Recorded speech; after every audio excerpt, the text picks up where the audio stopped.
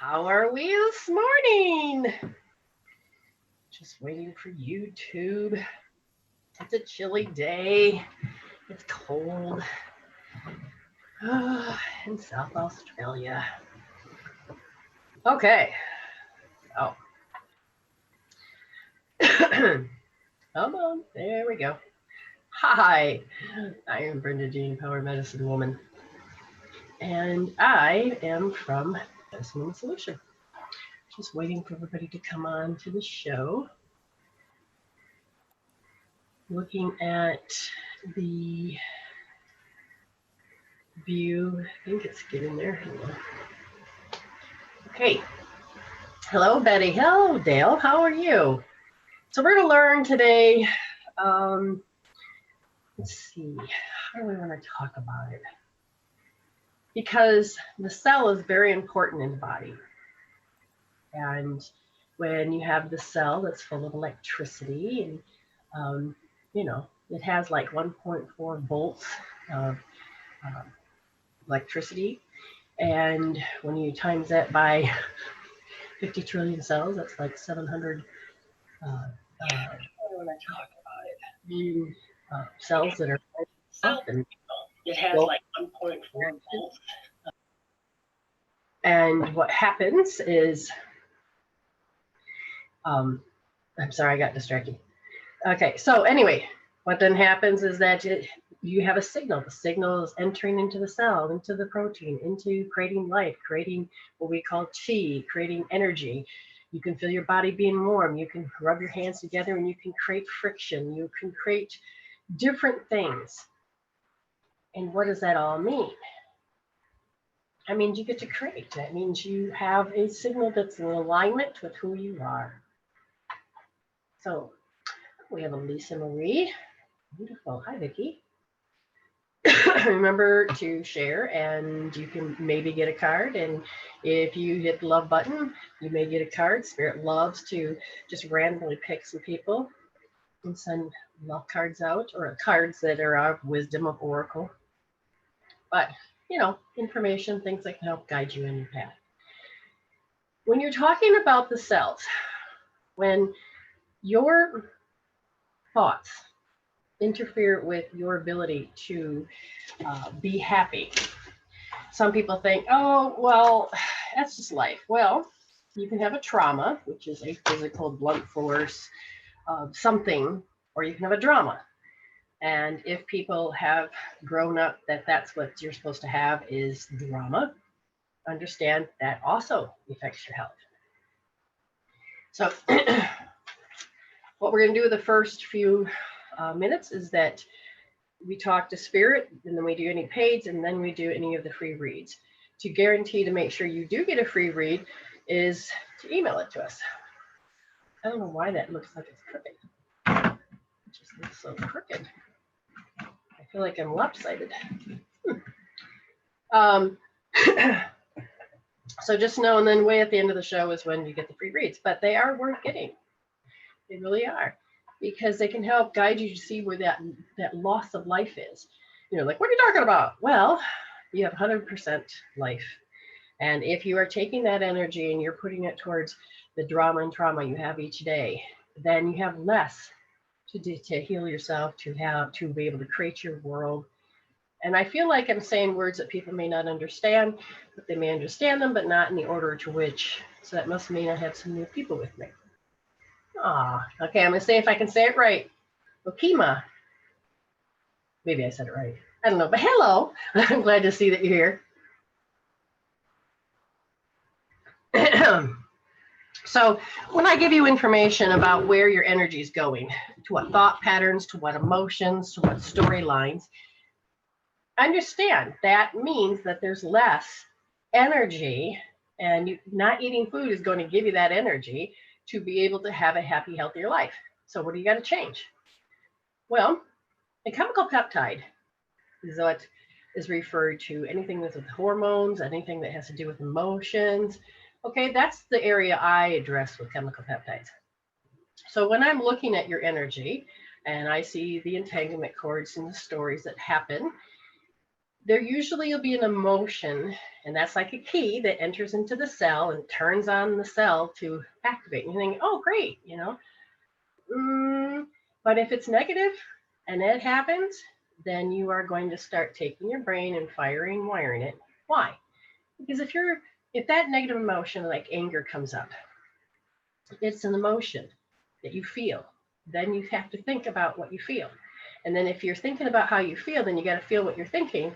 And it becomes this perpetual thing. So if you have over-identified with a trauma, a drama, something, fear, anything that draws you attention away from who you truly are with happiness and joy, then you're going to not be able to create a happy, healthy life.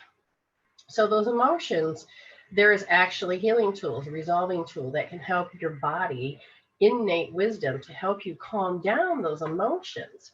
Why calm them down? Because so you can be happier.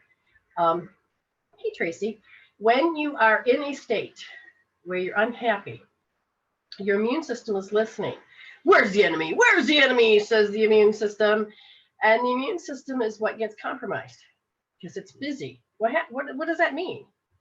It means when the triple warmer goes into fight and flight, okay? When it goes into fight and flight and when it has to go and use all the resources to go into fight, flight, freeze, then it robs the protecting the body. And that can cause an awake immune system, okay? Which can leave you vulnerable for disease. Why? Dr. Bruce Lipton talked about if you took a blood sample, he could actually show you in the blood sample all the parasites and microbes and funguses and viruses and bacterial infections that are all in there. But because you have an awesome immune system, you don't know that you have all these issues or all these opportunities to get sick.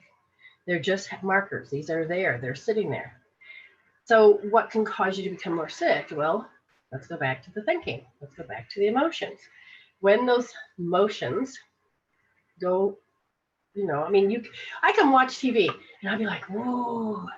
And all of a sudden, my brainwave drops and I'm such in a suggestible state.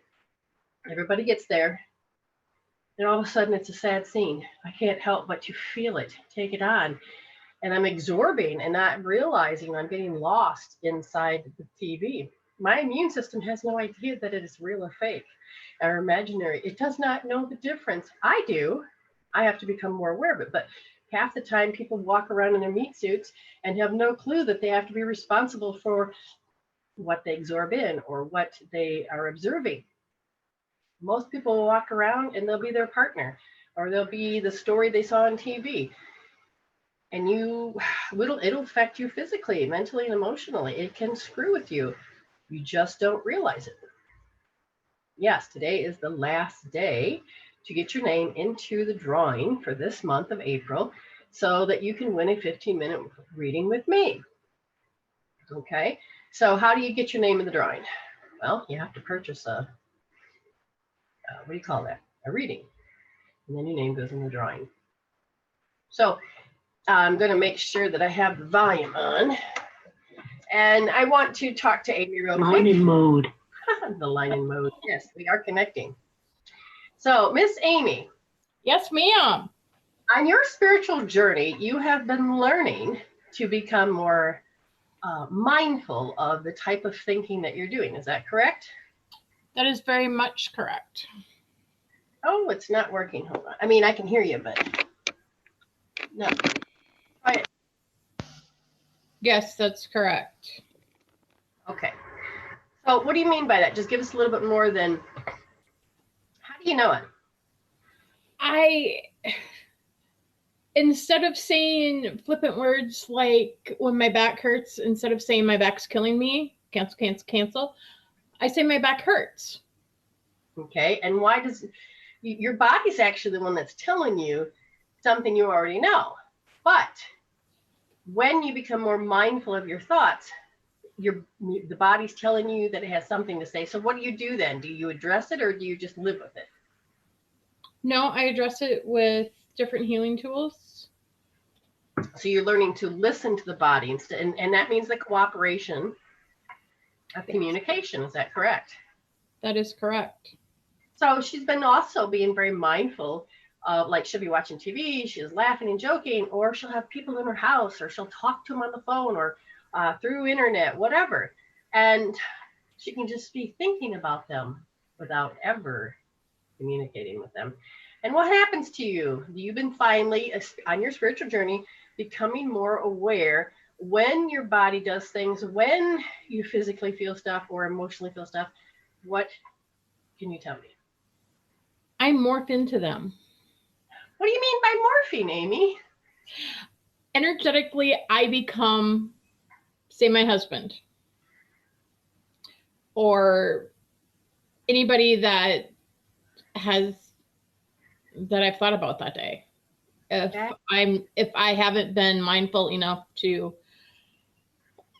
zip myself up. Okay, so if she doesn't use her tools, then it can happen. So did you, I mean, you've been doing this for years, but you just discovered with experiences in the last few months, is that correct? Mm-hmm. Yes. And how did you know the difference now? All of a sudden, I'll be pissed off, or the other day, I couldn't figure out why I couldn't get over being sad about something after I had healed it.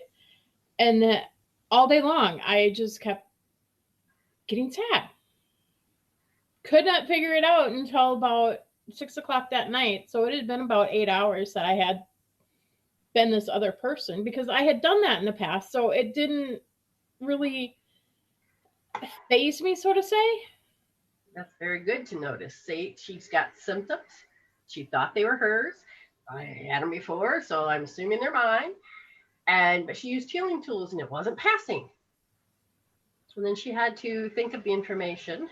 Then she used a different tool, which was basically to start claiming her name. Is that correct? I said my name 3 times. I did the Celtic weave. I did connecting heaven and earth, and I did the hookup. And what that does is it kicks out the energies and realigns you to who you are, your signal of who you are. But you're intentionally learning how to become mindful about if you're morphing into somebody else. So most of the time your head would spin, or you'd be mad, or so it's emotional and physical. So you could literally begin to feel this. I'm cold, so I have to have a warm blankie. Okay. But that's what's important. You don't realize that you're out of alignment with yourself. You just assume that, oh, that must be me, or I must have a new disease, or I must have, but it's not true. Like a lot of times I will be sitting there watching something so beautiful on TV and I'm like, oh, that's just so beautiful that you're so, empathy or whatever that is called. I can't remember what it's called, but all I'm thinking is, yeah, but for some reason, this is really gripping. I can feel it in my physical body, my throat, and I can't seem to make it stop. And Spirit says, feel the word overpower. And I had to think about the other day. I'm like, oh my God, it is very overpowering. And when all we are is energy. And so when that energy comes to you and it overpowers, I am supposed to address how my immune system either feels like it's the weaker part, inferior, or that's the role I'm supposed to play, because it could be gender, it could be religion, it could be any of these things. They're codes. And I sat there and it's about belief, accepting, giving my willpower to it. And I'm like, but I don't want to give my willpower to that anymore. And do I really have to believe in that anymore? And it's like, So then that's where the innate healing tools, you're putting your hand on your forehead, using hope therapy, source points, working with the body, whatever tool you choose to use, you can get yourself back to realignment to your authentic self. You just have to become aware of these things. And a lot of people have been becoming aware of it. Getting a reading. Everybody comes, I want a reading. I want to know about my future. I want to know if that's a good choice for me. And I had somebody recently, had the question. They were second guessing themselves. And there's a lot of other tools we could use. And I says, just put your hand on your heart. I says, now bring your awareness to your fingertips. Bring your awareness to where your heart is. Bring your awareness there. Now ask your question. And so they asked the question before they could really, they heard their heart that no. And that is how I really, like if I'm shopping, to the simplest things, to the hardest things in life, I will go through and I will just bring my awareness to my heart. And I'm like, okay, do I really want this? No. Oh, well, why am I arguing? Okay, then no, I won't do this. Emotions. Before I became aware of my emotions, I was just a victim of it. And when I became more aware, it was like I had like 5 emotions that I went through. And I'm like, seriously, no. So I was like, oh, I'm so mad. And then I started to muscle test and pendulum. Am I really mad? No. You're disgusted. Oh, but looks like mad. Oh, but really it's all about grief. And it ended up being like a string of emotions. But how do I cope with it? How do I handle it? And a lot of times we don't. We come up with a new reaction to try to counteract or suppress that to which we don't understand what to do with. With resolving tools, you can actually start to take and burn out the chemical peptides. You can really resolve it out so that your memories can be just a memory. Vicki said she caught herself today doing that. So that's so important to begin to be aware of this. So many people, okay, Dale says, so many people fail to realize when we do readings, we are not predicting the future. Correct. But laying out what may or could happen if certain things take place in the person's life. Correct. Dale, I agree, because we have certain variables that I look at and I can see above their head. These are in the quantum field. So I'm looking at your quantum field of what you're deciding, because there's the quantum field of opportunity is endless. But for you, you have like in your contract, that's a set of variables, the things that you experienced in your daily life, from the time of conception to the age of 7, those programs, through past lives, through the genetic line, through epigenetics. So there's all these variables. So what comes in the foreground is what soul wants to talk about. So when I'm looking at it going, that's why I don't, if it feels like, yes, you're going to go in that area, you've already made that decision in your heart. If you, like for instance, does he love me? Okay, here's the thing. If your program is running that you have to do unrequited love, it doesn't matter if he loves you or not. It is how you need him to show up to you. And that program is what's in charge. So I have to decide, how do I help you to achieve the highest possible goal for you? How to see yourself whole, like I see you. How can I help you to be what you really want to be in that pure joy and happiness? But if you're running a program, I'm going to help you understand that you are inside that program and you can get out of it. You just have to know how. You need to have to recognize it. So, as I'm looking at your variables, as I'm looking at the mirror, I can actually become you, feel that, understand that. Do I want to? No, I don't have to. But that's what made me become a better healer or reader, whatever you want to call me, because it doesn't matter who you are. I can feel those things. I can feel the out of alignment. They're very distinct. And when you allow yourself to become more your authentic self, you have to deprogram yourself. You have to become aware of those emotions that take charge and own you, or those storylines, or this is my identity. And it's like, most of the time people come to me in their sleep. And there's nothing wrong with that. It's just that you keep asking the same question. Does he like me? And then we'll talk and you're like, oh, that makes so much sense. And then all of a sudden you're like, yeah, but does he like me? I'm like, okay. I said, what I want you to understand is that all you can think about with your emotions is what? Is there grief going on? And again, if they're not ready to hear it, then I'm not going to beat my head against the wall for that. I can only deliver what it is that I see. I'm not going to tell you what you want to hear. I won't do the power of suggestion to make you go down a road that you don't need to go down. Now, again, if you're new in the room, you can get at the end of the show. That's when we do the 1 minute free reads. If people want to pay, have an expedite, they get read before you. Okay, and I don't run my show like other people do. I want to educate. I want you to hear what spirit has to say. I want you to become responsible for your life. I want for you to stand in the cause and effect of your reality and understand that nothing can show up to you any other way than you let it. And if you can start to wake up to that program and say, wait a minute, do I really want to think that way or feel that way? And you're like, no. And guess what? You do have the power to change it. You just have to start participating and notice that you're not just a program. Your values and your beliefs and your decisions all will determine how you will feel. Okay. Anyway. Rebalance myself. So Dale, you say that you're a reader too, or I don't even know what to call myself. But anyway, you do that too, I take it. That's good. That's good. So, you know, when you take that undertaking of becoming, oh gosh, I don't even know what to call it, psychic, medium, channeler, however you want to call it. When I started to wake up, it was for me. And reading people was just something that I'd already done, but now I can line it up so I can define my world better. I got to a certain stage where it's like, you know what? I don't want to see people suffer. If I don't want to see people suffer, I have to go to my inner world and start healing my world. And as long as I stopped suffering, I started noticing everybody else stopped suffering. So I started learning about the mirrors of life.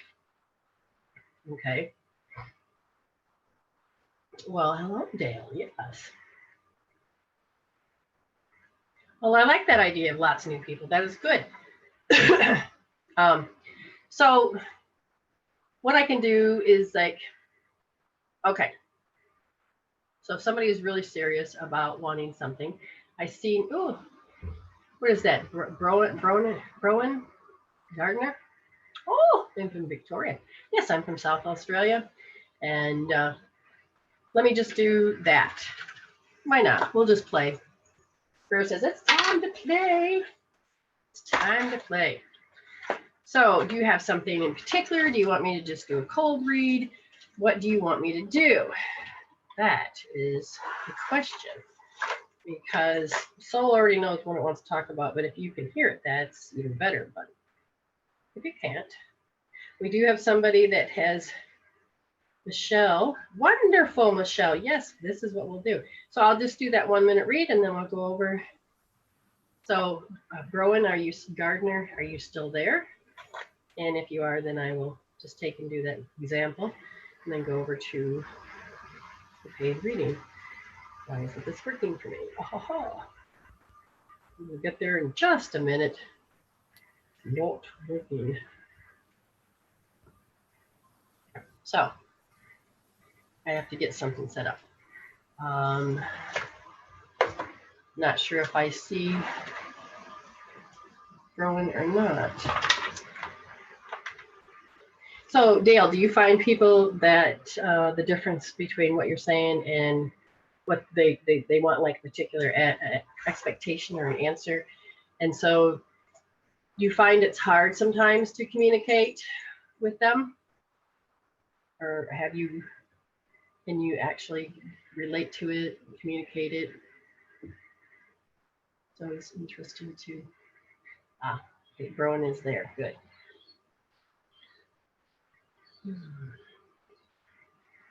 Oh, sure.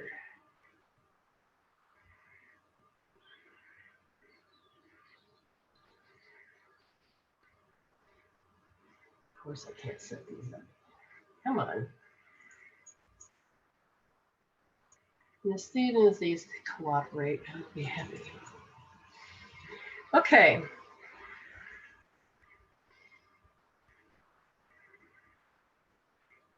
Well, the first thing, Browan, is that you have to understand self-conscious.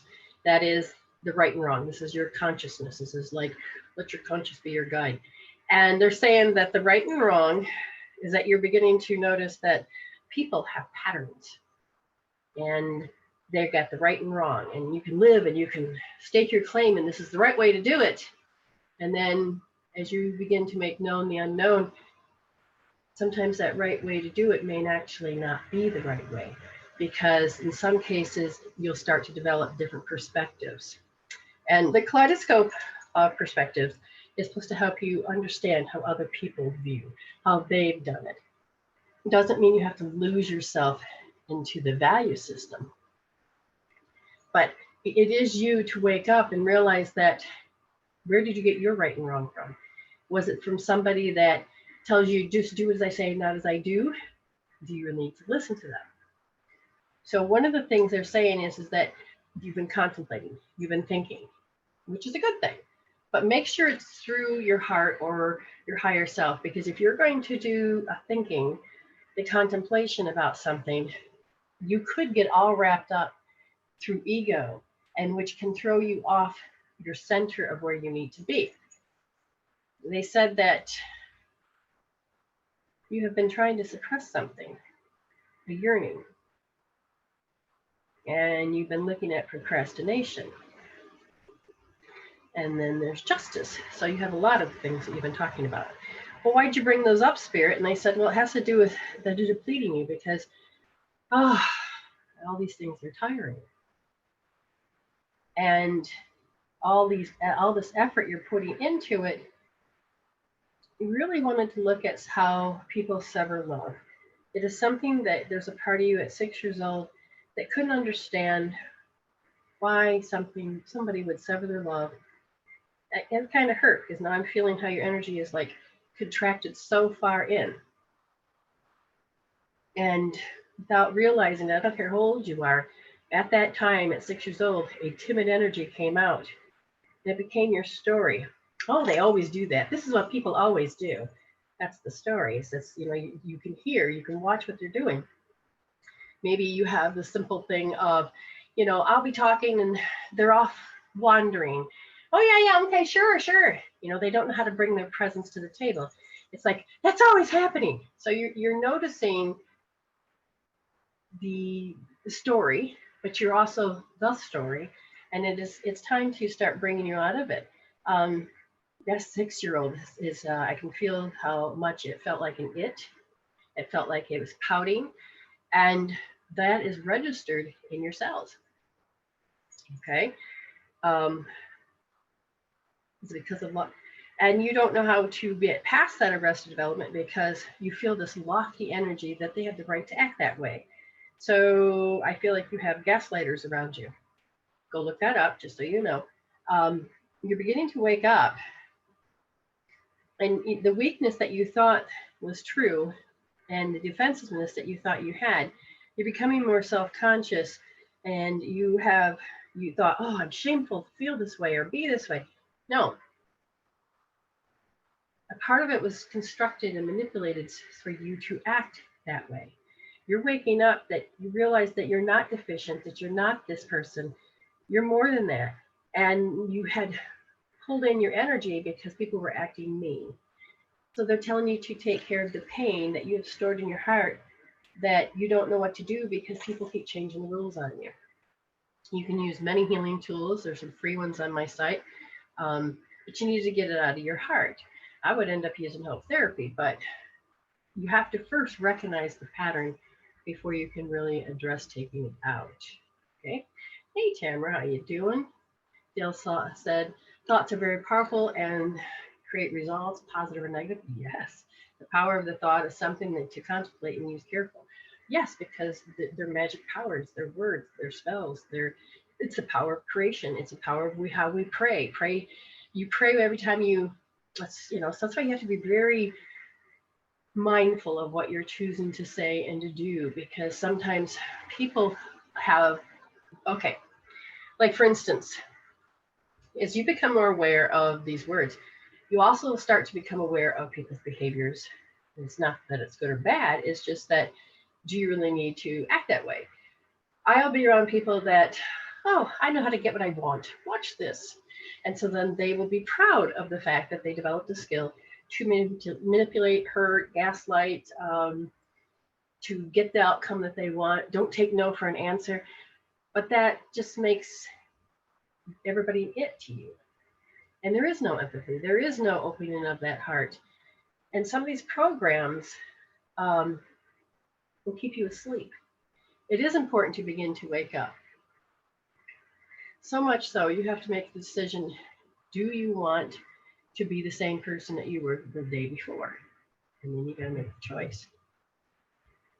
A lot of helpful healing tools there. Okay. So, got no word back from Rowan. Let's see. Yeah, okay, that's good. All right, so it's still not working. Why, I tell you? That's fine. Spirit will figure it out and show me. Dale, have you noticed the energies of the planet? And I know in my part of my reality, I've noticed a lot of rewiring, reconnecting. I know that for me, it's like certain programs that worked really well don't work anymore. So you have to wait for the new incoming information, the light codes coming on, the new download you take for yourself, and then get all these programs to work together. And you're like, oh, geez. You know, I will always usually see it through my computers. And so I can kind of adjust it, where am I located at this? Okay, and can I get there? So I laugh at myself because it's like, I'm not aligned yet. That's fine. I'll get there. Hold on. Like this one, this should be no problem. I should be able to push this button and be just fine. But it's saying to me, not today, young lady, not today. So I just keep asking for realignment, getting back into realignment, and have to wait for the schooling, which means the energy shifts and certain things. Oh, so sorry, Dale.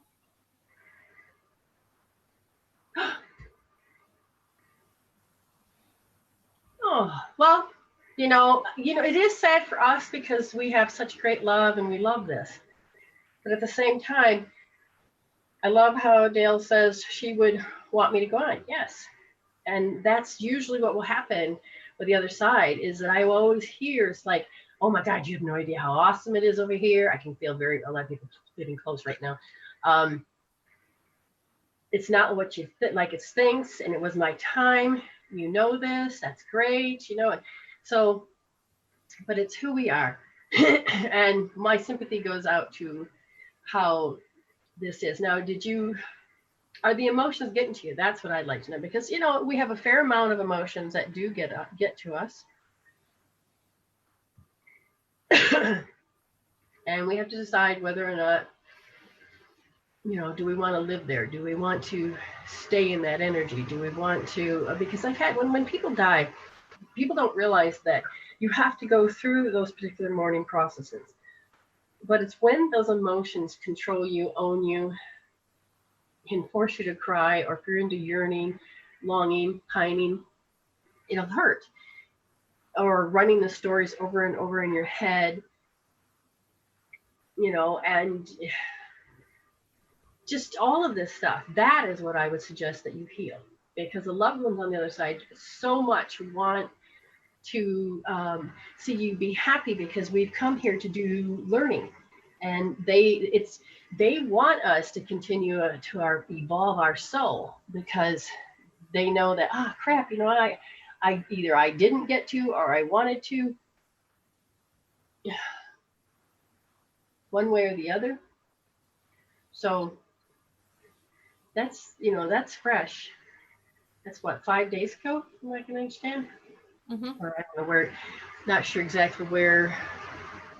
We're in the same day today or not? It's the 29th year. Oh, okay. Well, close then. The first time in years, my wife has not felt pain. Oh. And usually when they tell me when they pass, the thing that they love the most is like, hey, pain's gone. And it is a very freeing experience. I remember when I was getting down for the count and almost died, and it was like, hey, I'm breathing normal. I almost forgot what that blueprint felt like. So they shoved me back in my body, and it's like, hello. And I was like, no. And I'm like, wait, yes, I want to live. Wait. It was just so confusing for myself. Okay, so nothing's going to cooperate today. Cancel, cancel, cancel. Realignment one more time. I will get to you, Michelle. Besides, what do you want to talk? Do you want to come on? Do you want to talk? You have a choice, Michelle. You have a choice. I asked her and she said no, she doesn't want to come on. She doesn't have to. She doesn't have to. I will do it just like this. That's fine. I swear this iPad that you gave me, it's like well, you know how Michelle says, no, I don't want to come on. It's like this. No, I don't want to cooperate. It's like it has an attitude. I'm like, okay, so my inner world is creating an update. What's that? Does it need an update? I've rebooted it. I've done those things. And all this, it's like I'm sitting there looking at my page. I can see what I want. And as soon as I click it, I go, nope, nope, nope, not today. Nope, nope. I'm like, seriously. Did I tattle on you and now you're going to communicate? Is that, yeah, it's working. I tattled and now it's working. I love it. I love it. So, Amy, did you put yourself into this? I must have. I don't know. Woman. I love you, Brenda. I love you too. I know we, woman. So we're going to have to dress something then. Okay. Oh, interesting. Now I've just got like everything happening all at once. Too much going on. Yes. Oh. Uh-oh. I think Trump made a decision about something. Oh, that's not good. Well, especially when my ties to my United States, I can feel this really weird, bumpy ride, like you weren't already there. Hold on to your hats. That's all I got to say. Well, we can balance it out. 4 days ago. Yes, that's it. So, Dale, if you have, if you can't get over that, I don't want to get over it. That's not what I want. To help you process. And are you able to hear her? Are you able to hear her? Because she says she's I see her. Did you make a communication connection? Or did you guys say, hey, if this is the signal I'm going to give? Because I feel like she immediately sent the flare up or whatever it was. If that makes anything to you, Dale. How am I traveling? Oh, that doesn't make any sense to me, Michelle. How am I traveling? I believe she means like how her spiritual journey. Oh.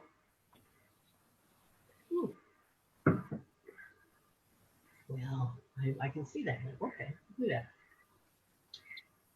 Okay, verbally, not spiritually. Well, there's a bunch of people here, but they're like, all right, so Michelle, you have someone on the other side that goes, somebody's very persistent. That's fine, because it is $23. It is a Thursday. I'll give you 2 extra minutes. So you get 8 instead of 6. Michelle, are you ready?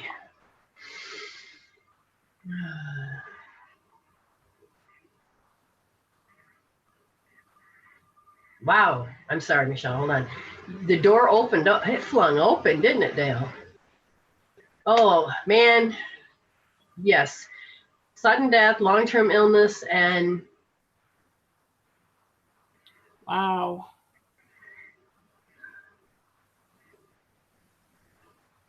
Dragon weapons. Not me. Dale. Wow. Okay, so I've got to figure out something here because I have Michelle here. I have Dale here. Dale, don't go away because I can actually give you an insight of something. She can't hear you. Okay, well, apparently, Michelle, we've begun. She can't hear you. So are you family? No. You're part of one of her guides. She shut you off. She shut that line off. When? She was about 4 years old. She got scared. You were telling the truth, and I think somebody said, "Stop, use your imagination," because I hear this alive human body, and then a non-fleshy, which the only way I can describe it, was like helping, giving you guidance. Now, I feel like you had an insight. You gave your insight to a family member, and I don't know if you creeped him out, but somehow there was a part of you that thought, no. What scared you, mama or? Oh, well, you need to tell me a little bit more about that. Genetic disposition. So did your abilities, did your family have abilities too? No. I mean, I'm not answering that, no, but what I'm hearing, Michelle, is this.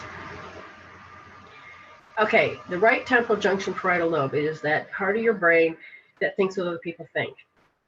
In order for you to fit in, to be in that particular energy field, you had to move into a state of, oh, this is what my mama thinks, this is what my family thinks.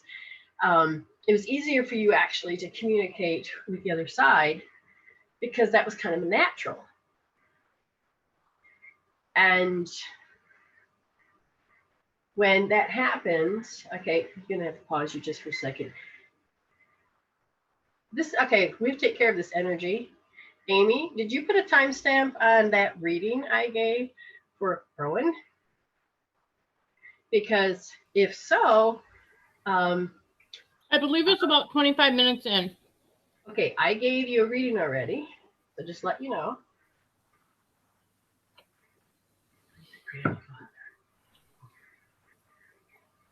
But you were so comfortable with that, Michelle.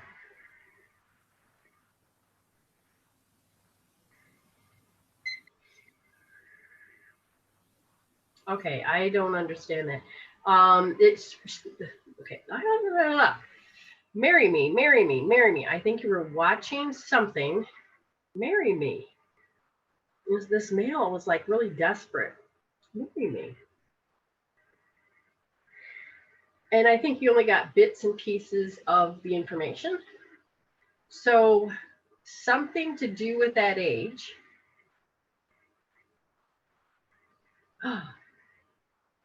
In the genetic disposition is the fear of being controlled.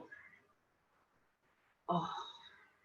So the energy that's coming through is like, I own you type thing. Okay. When a male puts the old tradition, if you go back in time and look at this, it was how, you're a possession.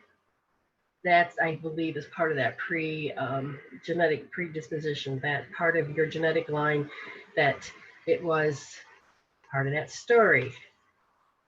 Fear of being controlled. It's like in an inherited habit that you have to disconnect because of the way the world tells you that it's wrong or that you have to be or the next logical step. There's a great amount of disapproval from your own kind. What's that mean? Females? So there's the conflict. Okay. I want to do this. I don't want to do this. And in your heart, you want to do something. So when you were little, there was something you want to do, but you could feel the controversy. You could feel the conflict. You were trying to figure out what is the right way to do things. What's the best way to do things? What? Do you have nutritional issues? Because they're saying something about the nutrition aspect. And there's a disapproval. So now I'm sitting in front of a table. I'm assuming a dinner table, and there's like, eat your vegetables type thing. And there was something that you didn't want to do. But because of, okay. All right. Okay, so let's say all right, when a trauma or a drama, let's just say a drama, is happening in the household, food was present, But the storyline is what got you to associate certain foods or certain nutritions with a particular drama. All I can hear is that there's some fighting going on in the background. What I'm seeing from there is the intensity of the energy, like, intensity of the energy. And the intensity of the energy is about reproach. So, how do you approach somebody if you're not sure if they're going to blow up? How do you approach somebody if you're not sure how they're going to behave?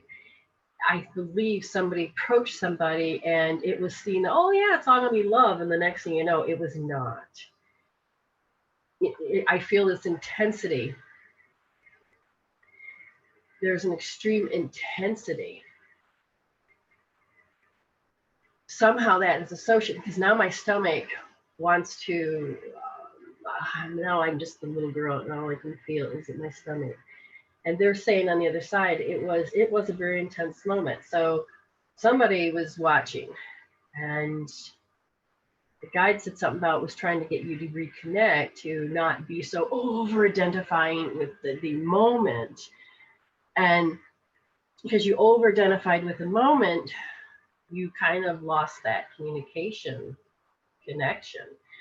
And it has to do with what you would say. So now we're going to go back. So if your family members like believed in this sort of stuff and somebody in the household didn't, then they got lambasted for that. They got tortured for that. They got, torture's not the word I want.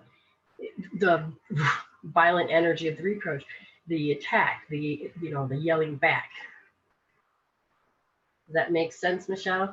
Because they're really saying that somehow, without realizing it, and I don't know if you have depression or not, but you have a tendency to put your low self-esteem or put your esteem in a very low position, which causes you to feel depressed, but you won't turn it back on.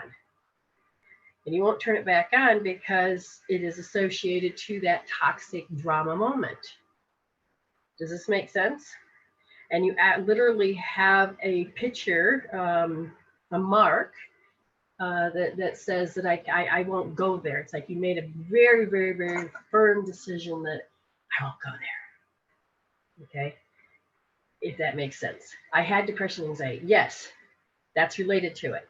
It's because the child part of you said, I can't cope with. And if I ask, what is that? The habit, it's just the people, the habit, it's the habit. It's the habit in the house and I'm under pressure and I can't handle it.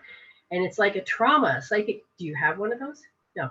So it's like all these emotions that you can feel that are attacking and you just don't know what to do with it. And so you disconnect. Now, did you disconnect that one too? But yeah, so when you disconnect it off.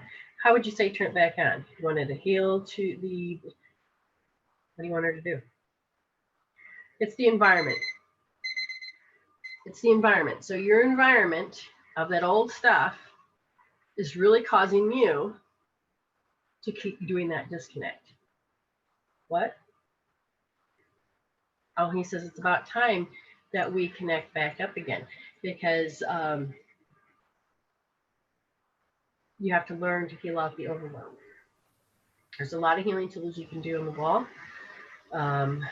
You may have to work with me, make an appointment. I don't know. But she feared the dark. Huh? She said she feared the dark. Yeah, at 6 years old, the trauma is that you felt two emotions that got stuck. One of them was a reproach. The other one is deprived. Take a look at those two, because if you can, and if you feel, really, I already gave her 2x. Just keep going. So Michelle, just take and use your hand, and you're going to think deprived and reproached, and you're going to think psychic trauma, deprived, and reproach.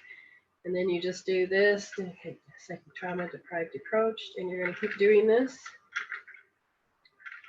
And I want you to do it 10 times. Right now I'm just taking and putting the blueprint in your field because he wants your spirit guide I don't know. It's non-gender, but it feels more male. It's like,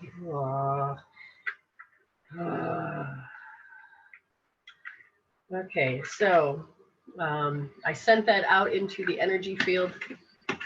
So when you do it, you should be able to get more aligned with your divine blueprint, okay? So that it'll start hopefully clearing that out so that you at least be able to connect there.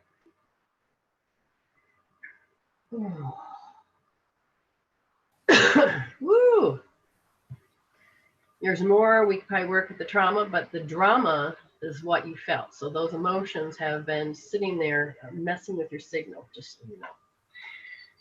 Okay. I am not sure why all these little buttons are not working. Here we go again. Realign, reset up. Ooh, there we go. Somebody is rejecting something out of their reality. That's interesting. Okay. Oh, Dale. So you donated. You sent a donation.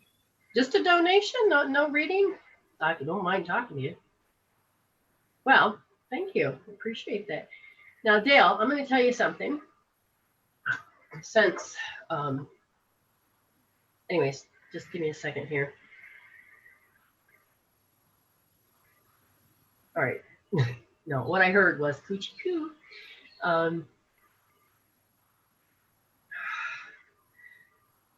Now my lungs.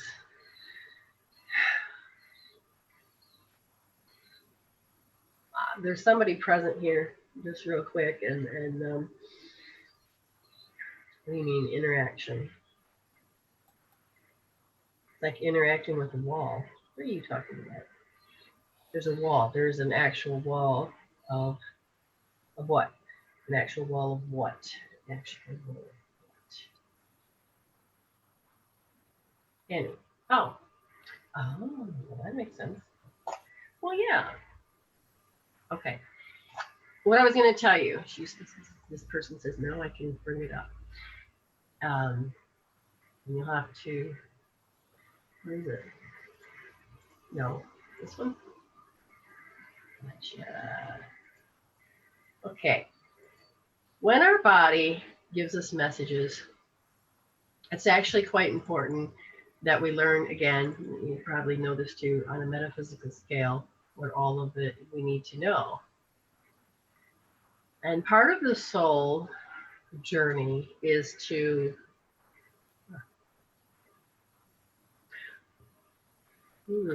so I'm having signs of panic. So I'm getting dry in the mouth. It's not as strong. It's very subtle.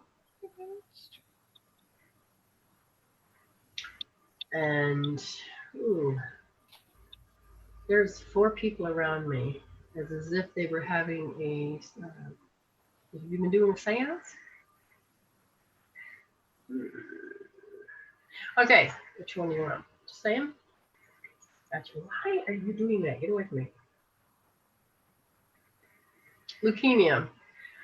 I am my limitations. Okay. Now, one, none, or all can apply. So just bear with me, Dale. I want you to see what you think that you know you've been in that presence. Okay. I am my limitations. This is a fun foundational assumption, and they feel it is totally unsafe to be who they are. My lungs want to labor. They're giving up on life with a massive, what's the use? What's the use? Now I'm having a digestive, my stomach feels like it's backing up into my lung. So just a minute. Feeling and, okay, stop it. Back off. They're giving up on life with a massive what's the use feeling and an accompanying severe depression and despair. They feel their present situation and future prospects are totally unacceptable and intolerable. They feel utterly helpless and hopeless. Or moral monster, because it was so subconscious and subterranean. They took all of their family's dysfunctional blame throwing on themselves as God justment. The result is that they are now brutally killing their inspiration and self-manifestation as a moral imperative. They're unable to express their feelings about things, their reactions to things, and their position on things. They are the product of accusatory, attributing, rejecting family. Or an alienated isolation. Is the tailbone out? Anyway, alienated isolation. At the base, they are distrusting, dismissive, and alienated and confused by the love for and from others. And they want to isolate themselves and not feel anything. It seems to result in intensive frustrations with themselves, and it is bottling up in their emotions, especially repression of their distributed or conflicting attitude towards love. Disturbed. Why are you talking? You're talking so low. Did you lose your voice or something?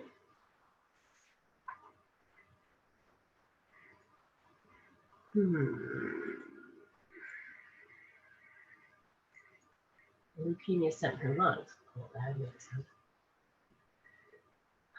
Yeah. Okay.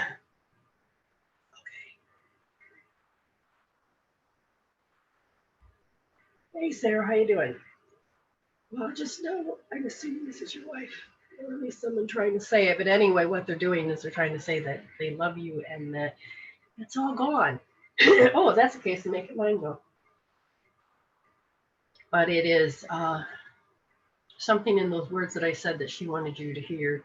And she, hopefully you can understand some of the things that she wasn't able to resolve at the roots.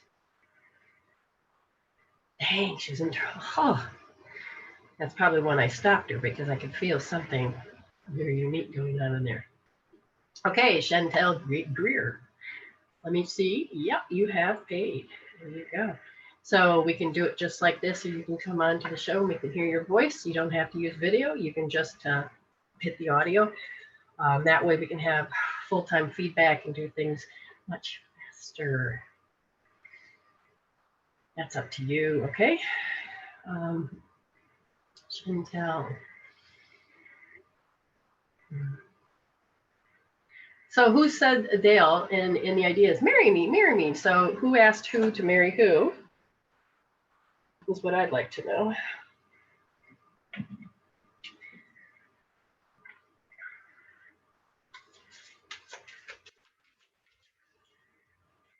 Yeah. Oh, well, flip it. We'll be together soon. And we will be together vibrationally, soon. We'll be together, now or in a physical aspect, but time will go. Just, be happy, move on. Yes. Tears cleanse the soul. So she says, if I come near you and all of a sudden you just want to hysterically go and burst into tears, she says, that's because I want you to cleanse. And so I will make my presence feel. And get out of the pity mode or get out of the sad mode, get out of that as soon as you possibly can. She knows that there's a time limit, that, well, there is no time limit, but she knows that after a certain amount of time, it's okay. Because you both were very much into understanding the spiritual, that there's really nothing to be forgiven for. And there really is no apology as far as to say, I'm sorry because of this, but it is also that heartfelt empathy of understanding each other. And that's what that card is about. This one, no, yes, no, what's that mean?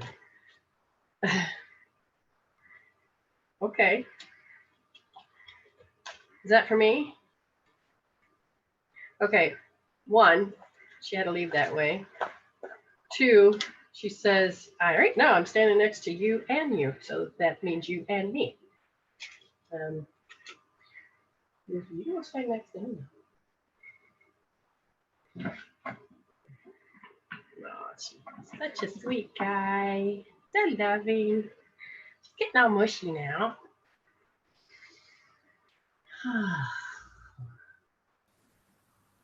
So you have a sleeping baby, and that's fine. We'll do it just like this. That's fine. And Any she particular. sent an email to me and she wants to know if you can ask about her grandma Linda.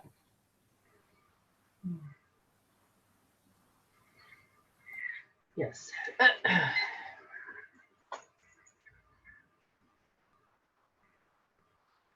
Did you watch the movie Clear and Present Danger? Or I'm not sure why those words are here. But it was very clear, and then I thought, and then it went, no one, clear and present danger. So was there a lot of association? Did you have a lot of association games? Part of the structure of, it's linked to, are we really gonna, do that? In the lymphatic system, something about intolerances. When your body has trouble, and it's an intolerance, there's allergies, sensitivities, and intolerances.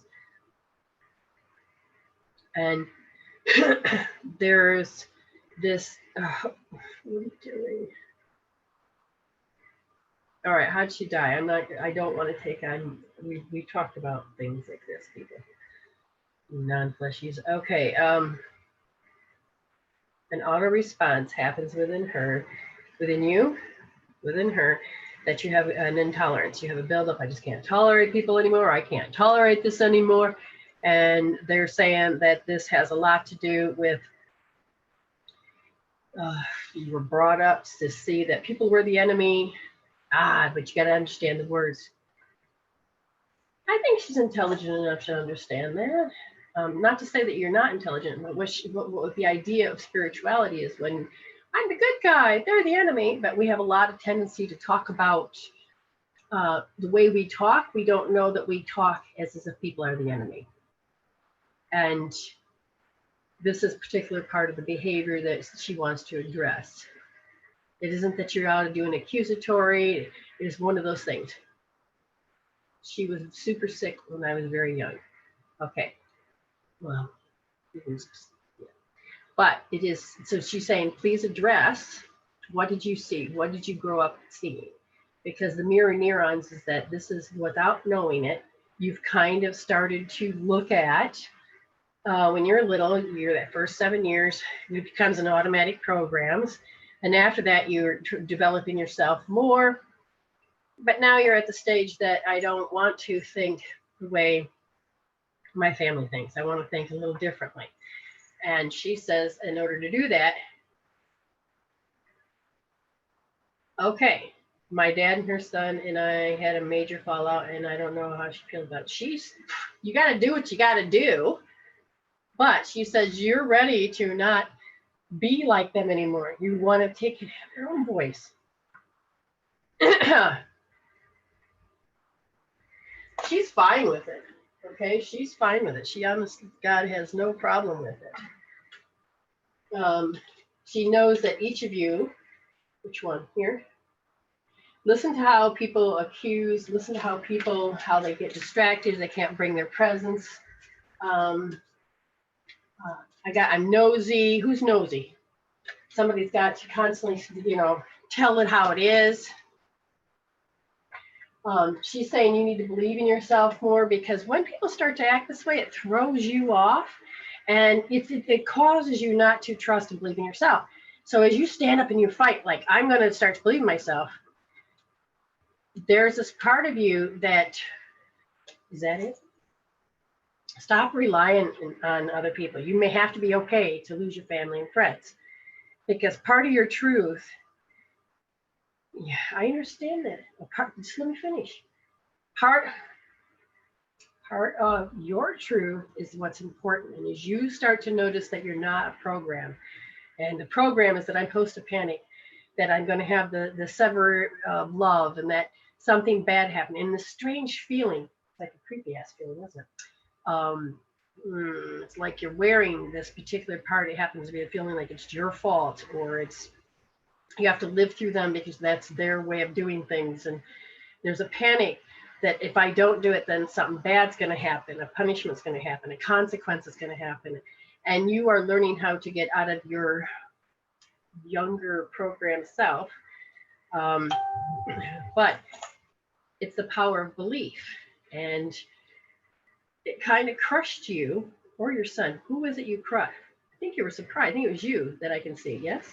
That you're surprised of the... So did your dad accuse or something? Because it's like, I feel like there's a set stern rules. Should have did it my way, Chantel. You know, Chandra. What? So again, when you look at this very much strong, does he have a strong presence? Does he have a strong energy? Because the program that I see is what you're learning to wake up from, because you are moving into this new frequency. People aren't going to want to change, but you have to learn to be okay more of who you are, because you have a purpose and to do, to not just be a mom or a daughter, but you are meant to start to break away from that belief system, that type of living, and start developing more who you are. She has a fear of being alone. That's what she wants to heal first. No, she don't believe in that. Okay, so do you not believe that you have the fear of being alone? When does that stem? Something happened at age 12. Ooh, 21 is what they're going to point at. And she talked about when you're age 12 that she saw. And age 12 was something to do with an action towards yourself. And age 21, it was something that happened to you. Brenda, he was very abusive towards me and is paying the price. Feel very guilty sometimes, is what she said. Okay. Very good. So the guilt needs to go. Yes, but what do you... I was induced. It was itself and not until later. Which part? No, I can do this or you can do this. Gotcha. Okay. All right, so I'm going to just tune into the mirror, and the part it is that you, when you were younger, you were looking towards, because this is the person you loved. This is the person you loved. And then it was shattered, because I can't believe is what happened. So those are the words. So ever since then, you're trying to convince yourself and all this other stuff to the point where you're like, I'm done. Okay, so the intolerance has come in. You can't take anymore. Enough is enough. And as that happened, and you're trying to do your best to get your power back, it is these old programs that are going to befuddle you. Befuddle? Okay. Befuddle you, that has to do with tripping yourself up again and again and going back into that old pattern. Oh, I'm just going to give you another minute or two. Understand, those parts of you that is causing this habit to continue need to be addressed. Yes, he was abusive towards you. Okay, that's what's happened. But what you need to do is that what makes you go back into that habit is what needs to be addressed. In this case, it is what you told towards yourself at 4 years old, that he's just going to do it again. And therefore I need to obey, I guess. That would be the best word. But when you hit 21, there's part of you that resonated with, my energy's changed, I cannot tolerate this anymore. But you had a sense of panic that it could happen to, is that when you had your son? That it could happen, that it could be passed on. And did you start seeing erratic energies, the erratic energies in your son or in people? And you're like, no, this isn't repeating. I'm cutting this off right here. And they're saying that's part of the panic. And the panic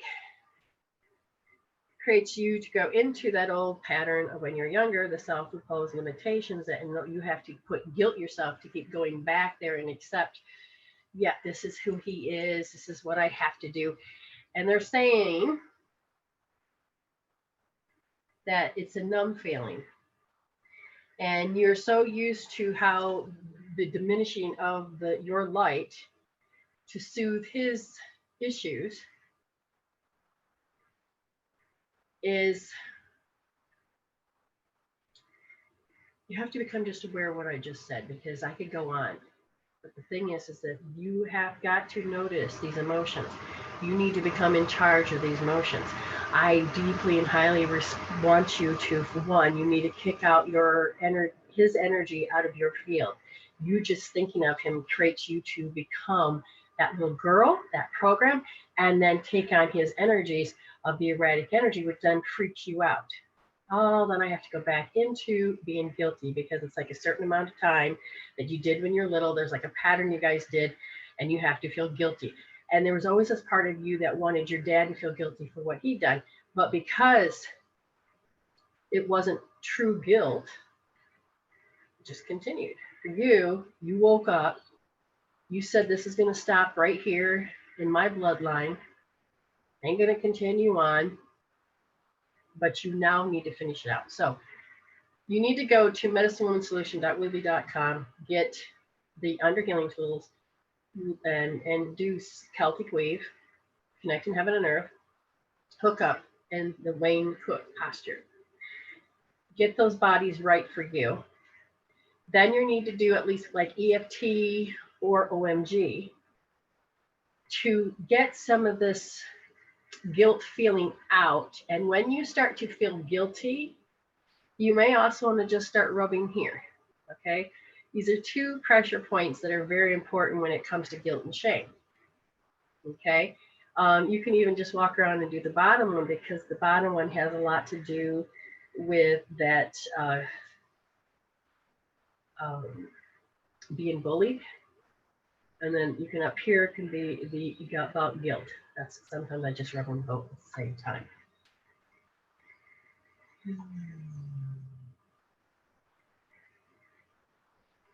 Oh, why doesn't this thing jump up? She did answer me.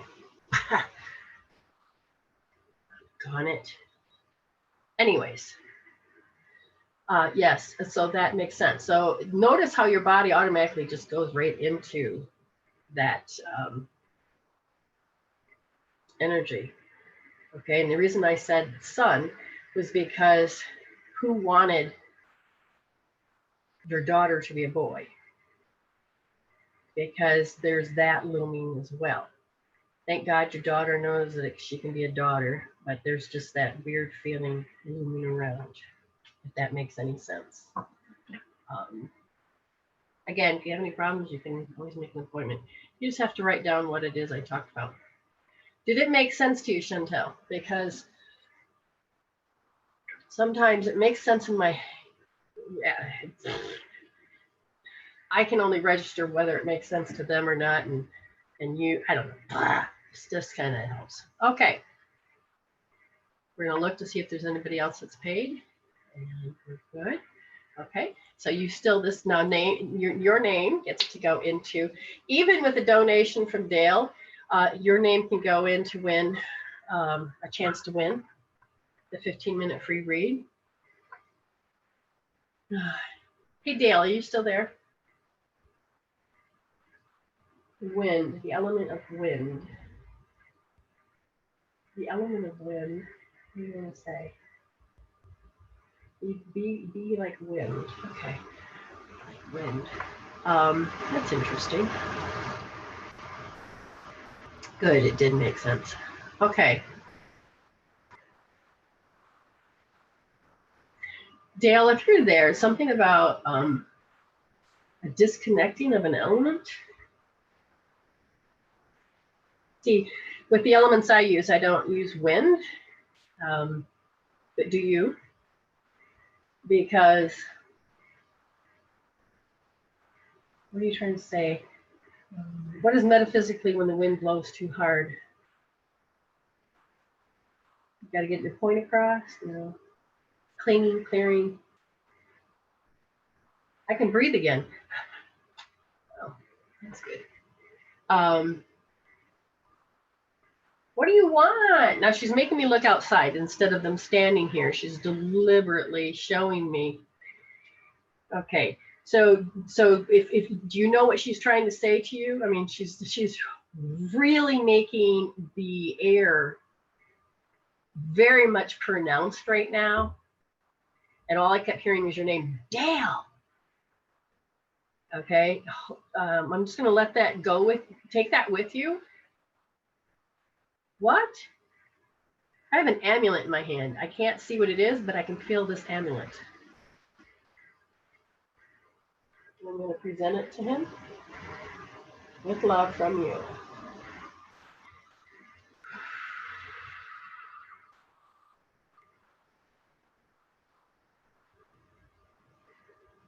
Anything, it should start to materialize. She can breathe. She can breathe. There's something about the amulet.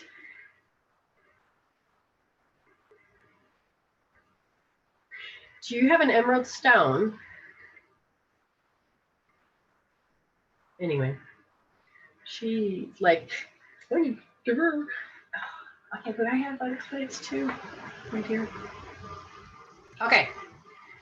Now, who's our first read? Patty. Patty. Miss Patty. Your teeth been hurting or something? Oh, she says, the question shouldn't be, does he like me? It should be, how can I feel myself? Oh, that's after I made that comment earlier. Okay, so yeah, okay, gotcha. Okay, so yes, you have been moving. Still unclear on the how. No. Why? No. You're showing me indecisiveness. So what I'm looking at a little bit further is what? Yours, his? Oh, the feeling, the lofty feeling of confusion and worry. Those two seem to be blocking your ability to create your future. They seem to be in a particular unison. Is that what you're saying? You've got a dog over here that's barking very loudly. Where's my bone? Where's my... Wow. You belong to Patty. Yeah. So there's always a reaction. Something distracts you. Something pulls you back. Something, and it's meant to. Why is it meant to? Because you don't, your energy is that I just don't want to take the action. Okay, Miss Patty, I think you got your message. All right, who's the next person? Miss Vic. Vicky. Okay, now the reason I'm picking, is that one, if you emailed in, that's what's happening. And at the end of the thing, after the emails, then if you haven't emailed, then hang in there because then I get to go with you too. Criticism. Vicky. That was just so hard for you to break. What? Saying it, receiving it, understanding it, all the above. Check. So if you were to put criticism, define it first. Number two, notice, what kind of feelings do you get off it? Does it make you feel good when you do it or see it or hear it? Because it may be a part of your job, as a part of your nature. I think it was more a part of your belief system, because in nature, it is, if a scorpion is going to bite, it's because it's in its nature. Don't think that's in your nature. I think that's how you learn to survive within the environment when you were growing up, because that's how everybody taught. So you're only doing what you know. And they said this program is a tough one because it's an auto response. They said you are moving to the happiness, but you have to notice that bullying can't go there. Oh, there was an English comedian okay, Spirit, you're gonna have to show me who she is. You showed me yesterday. There's an English comedian, and she is very spiritual, actually. She did some Netflix. She's into meditation. She's learning to grow. And she's, so I thought of her I thought of you when I saw her. And I just have to remember her, who she is. I can see her face. So I'll have to remind myself later. Okay, who's next? TP. TP. Where is it? Where's my little dog go? I see. God, what?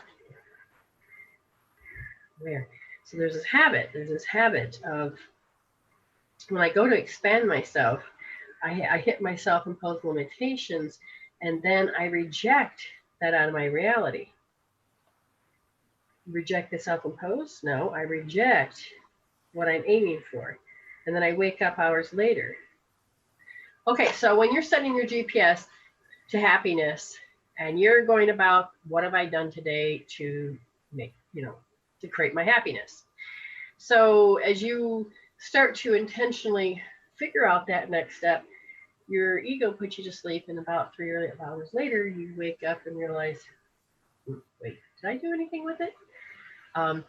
So it's now you have to move into writing it down, learn to witness a little bit more, do more mindful and an intentional work to start to, because you got to start breaking your relationship of going back to sleep. Okay. Next. Betty. Miss Betty. Who's eating a sugar donut? I like those, by the way. Not sugar donut, glazed. Sorry. Well, your dad's here. Have you had vivid dreams lately? Because there's an awkward feeling. Like, I don't know if you woke up from a dream and it felt very awkward. And the self, in your dream, I don't know if you're working with self-dishonor, but there's a part of you that's like, it's really weird because I hear that, and the next thing I know, I'm going through enduring.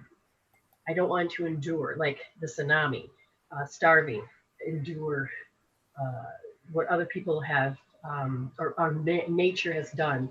It's like, I don't want to endure. It's such a strong feeling of just the word endure. I go, I don't want to do it. So there's that nature. And they said in order to really look at it, notice that it's in the heart. So then you'd hold L1D. Yeah, he says you endured a lot. Okay, walk away. All right, who's next? Chantel sent an email. Yes. Just anything spirit. Okay. For her.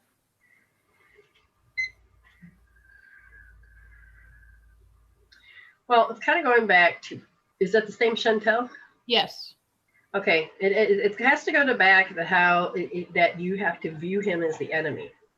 Spirit says in order for you to change the outer world, and that's with people and things, is you have to go inside and change the inner world. Those inner world programs is what you have to move into.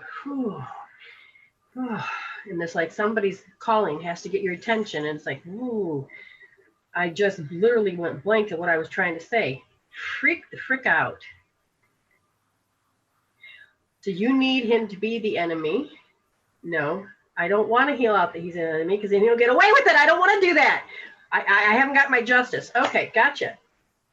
So you have an outcome that you want. That's it, plain and simple. Okay, plain and simple. You have an outcome, what you want. You're not going to be able to heal any of your issues until you get that particular outcome. And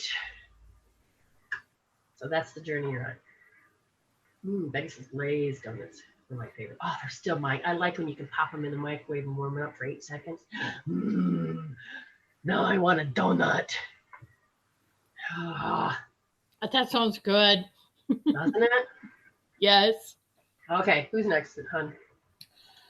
Jericho. Jericho. Hey, dude. Why are we saying that? I had an interesting encounter today, and I wish to try and figure out what it means. A sense of madness and hunger. Okay. No. Yeah.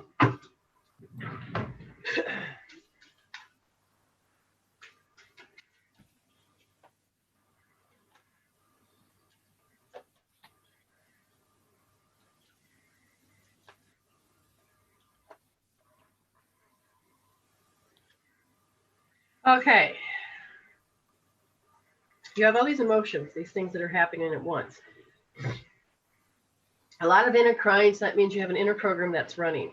The inner program is that once I was rejected, something that happened at 5, I didn't know how to deal with the sadness. And in order to be noticed, the program keeps kicking up, is that my pride would kick in and it would hurt. And then I'd have wounded pride. And so, you know, that pain is there. Now, they want you to begin to understand that you don't need to be a sellout. Selling out yourself is that, what will you do in order to get this? You can learn that compromise in between and notice that you shouldn't have to lose yourself to get where you want to be. Because you don't have to. Suffering is not an option anymore. And part of that feeling is to overcome the overtime hopelessness. Overtime hopelessness is this, oh, it's just hopeless. So why get your hopes up? Because you're like, oh yeah, I'm going to win the lottery. Oh, fuck, I'm going to win the lottery. You know, it's like, it always happens over time, you know, meaning a certain amount of time goes by. It's just like, oh, fuck it. I already know the answer. So it's like, and they're saying they want you to begin to address this. So the feeling is getting intense to address if something particular. And if I ask, what in particular are you pointing out? It has to do with stuff that you suppressed that you couldn't handle when you were a kid. And I said, well, what age did you suppress? At 5 years old. And it's kind of stored in the body, just to let you know. Okay, next. Michelle Peterson, any healing tips? Yes. Well, as I'm scanning that particular part of your body, the right part of you is not getting the nutrition properly. Why is that?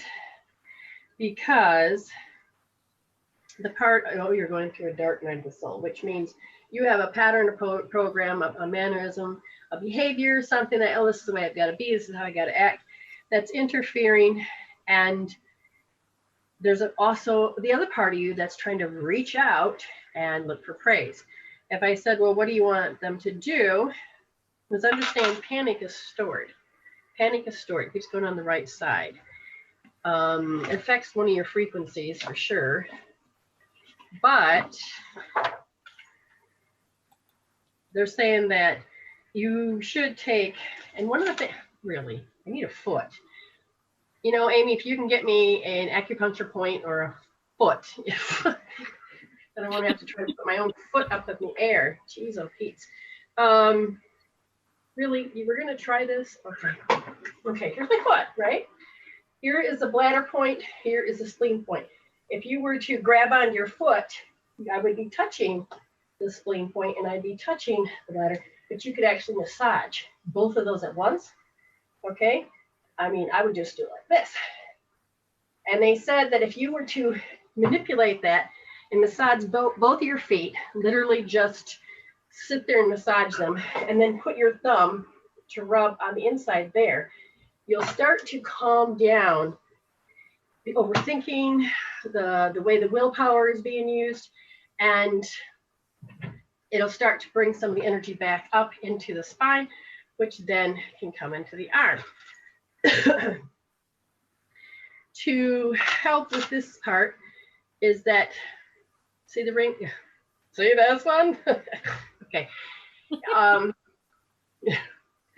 Very funny the way they talk. Okay, so what we want to do is that notice towards the thumb, the nail bed, right on the right side of the nail bed towards the thumb. It's like as small as a grain of rice. So you're going to tap that. I usually use my fingernail and I get in there and do 30 times. Yeah, because all of a sudden it just did something to the pericardium. Interesting. If I just come out, they said the dark night of the soul, which is the spleen. The bladder happens to be, I'm not efficient enough. And the pericardium has to do with depleted. So you can start to balance out those energies. All right, we can do that. Okay, who's next? Oh, this is totally cool. Dale just said, not to interrupt, but I found a crystal amulet, stone amulet, on her desk that I have never seen before. Thank you again, Medicine Woman Brenda. Yeah, I told you to materialize. Woo-hoo-hoo! Oh my God, I got chilly bumps. She's excited. She's like, yeah. Oh, God. Oh my God. Woo. I'm going to do the joke here. It's colder than a witch's tit. I think he knows what I'm talking about. But anyway, that's where the goosebumps were everywhere. Oh my God. Oh my God. That's awesome. I'm relishing in this. Danny. Who, Danny? Yes, Danny. Danny. Oh my God. That just made my day. That was a pleasure to know you guys. Okay. Okay, pay attention. Yes. Yes, yes, yes. Your arrested development. You're getting ready to look at that. It is the wounded child. It's like the little kid in the corner going and has to lick the wounds. You're getting ready to notice that the pain is going to, it's always been in your face, but you're ready to start passing it through. And they said that as you begin to notice that you contract your energy, you contract it so tight. And they said, if you're ready, your sons have already done this. Or you've seen people do this, or you can watch it on TV. They said they want you to get into the experience of understanding what you're doing and kind of recognize it. And then, if it's in the inside, they say they want you to start pulling it out. It's time. It's time to actually allow you to bring it out and put it onto the table and put it in the treasure chest, learning to bring it out. Okay? Learning to bring it out because you're ready. You're ready. I said, do you want to have a healing tool with it? Part of that healing tool is just coming to the conscious recognition of it and going, okay, now I'm intentionally going to bring that consciousness forward and, unconscious incompetent to conscious competent. You're ready. You're ready for the next stage. Okay, who's next? Belinda. And who is the spirit who teaches me all the time? Well, interesting enough, what I see or what's being presented to me is that the first thing they're showing is it's like a witch, but it's a crone. So it means a very wisdom information. And this is really old and ancient because the ability to levitate, but it's more or less like a ghostly appearance, which is really interesting. But this is a past life. This is a past life of, are you ready? You have to understand that we create personalities. We have one spirit, which is universal, of the higher truth, and each of us have a recorder, which is a soul. And each time we take on a personality, it is a residue of that. That's why we can take and see many aspects at once. But you, because it's your higher wisdom from that particular lifetime, and you've kind of fall from grace? Oh, because you had to learn the other side. So the kaleidoscope, okay, this is too juicy. All right. The kaleidoscope of perspectives is that you have to go through and learn all of these perspectives until you finally come to the realization, and then you can move forward. So you create, this personality that you created, you had great wisdom and all of this, but then you fell from grace, lack of a better word, correct, lack of a better word. And you had to learn and the other opposite side of what the perspective was. So in order to understand that, you've had to go through several different lives. And there's a part of you that has always was able to reach into that ancient knowledge that you already possess in a reticular formation that's in our brain. And you actually can manifest the guide of your old wisdom and to actually come forth in what's called remembering.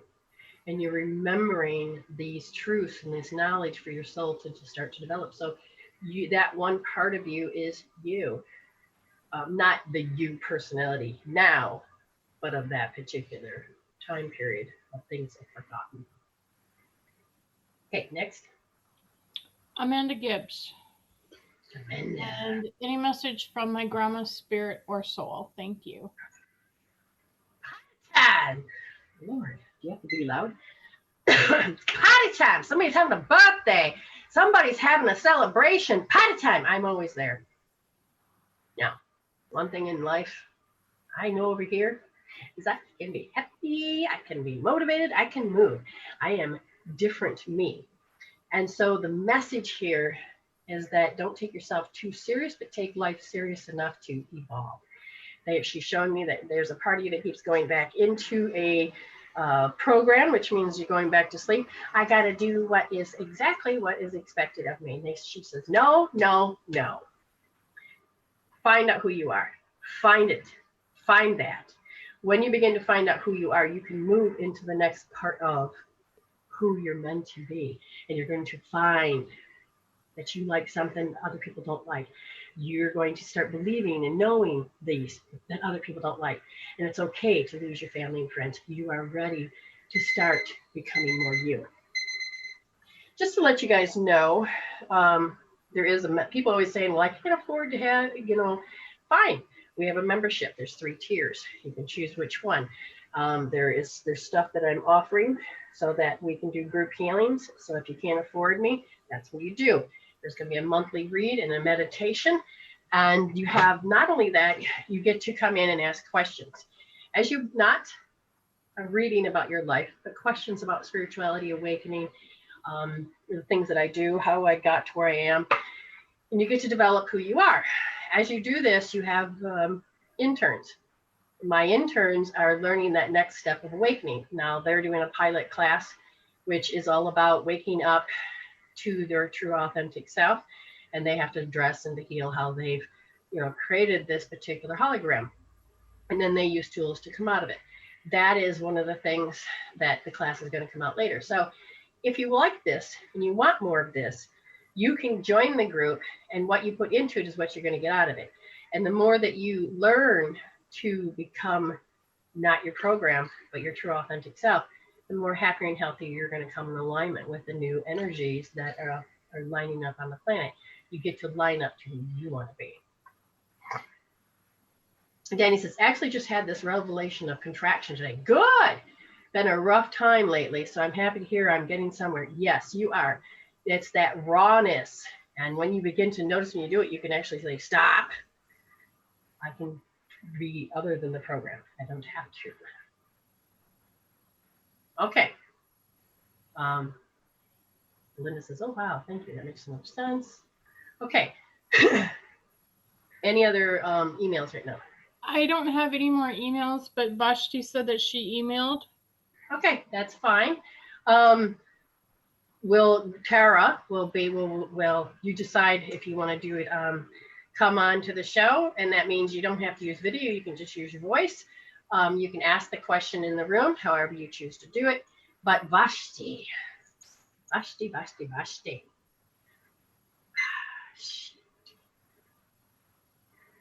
Panic.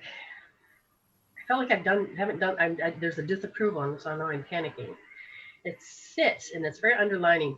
It goes from the top, it goes right from my back down to my hip. And then, and what this is that there's a part of you that's just an old program. And it's ready to come to the surface, and it's ready to be addressed and released because it's not you anymore. It was you at one, but you're not that anymore. Part of you has learned that I don't have to be manipulated by other people. I don't have to do this. I was part of a manipulation that had happened when you were younger, and you are like done. And there's a habitual fear that it would have come back, but you know you're worth more. And as this starts to come up, you don't have to fall for it, even though your feelings are there. They're saying that you need to go tap that out. You need to go change that out. You need to OMG it out or something, because it's not who you are.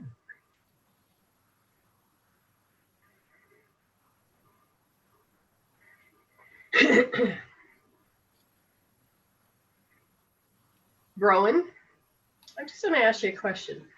Did you not know I gave you a reading? Or are you begging for more?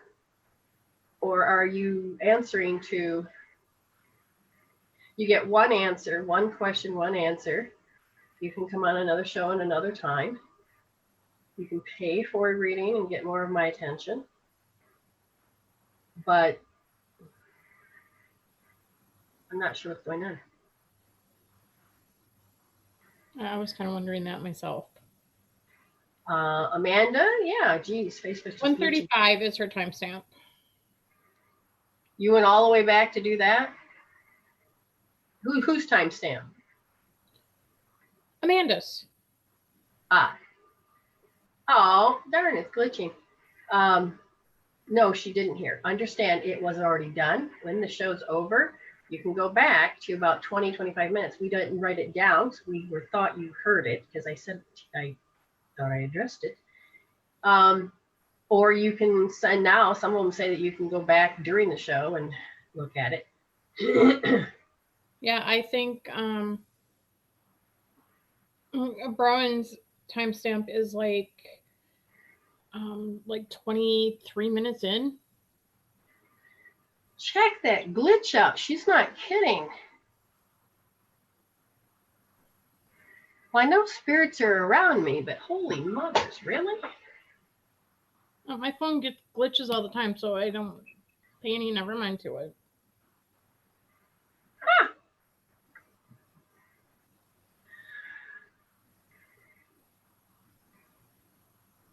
Oh, okay.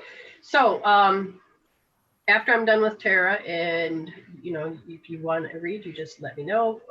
Shelly, we'll get to you in a minute. So Tara, you've paid, and it says, what does divine guidance have to say about my purpose and who is around me, making the presence known? Okay.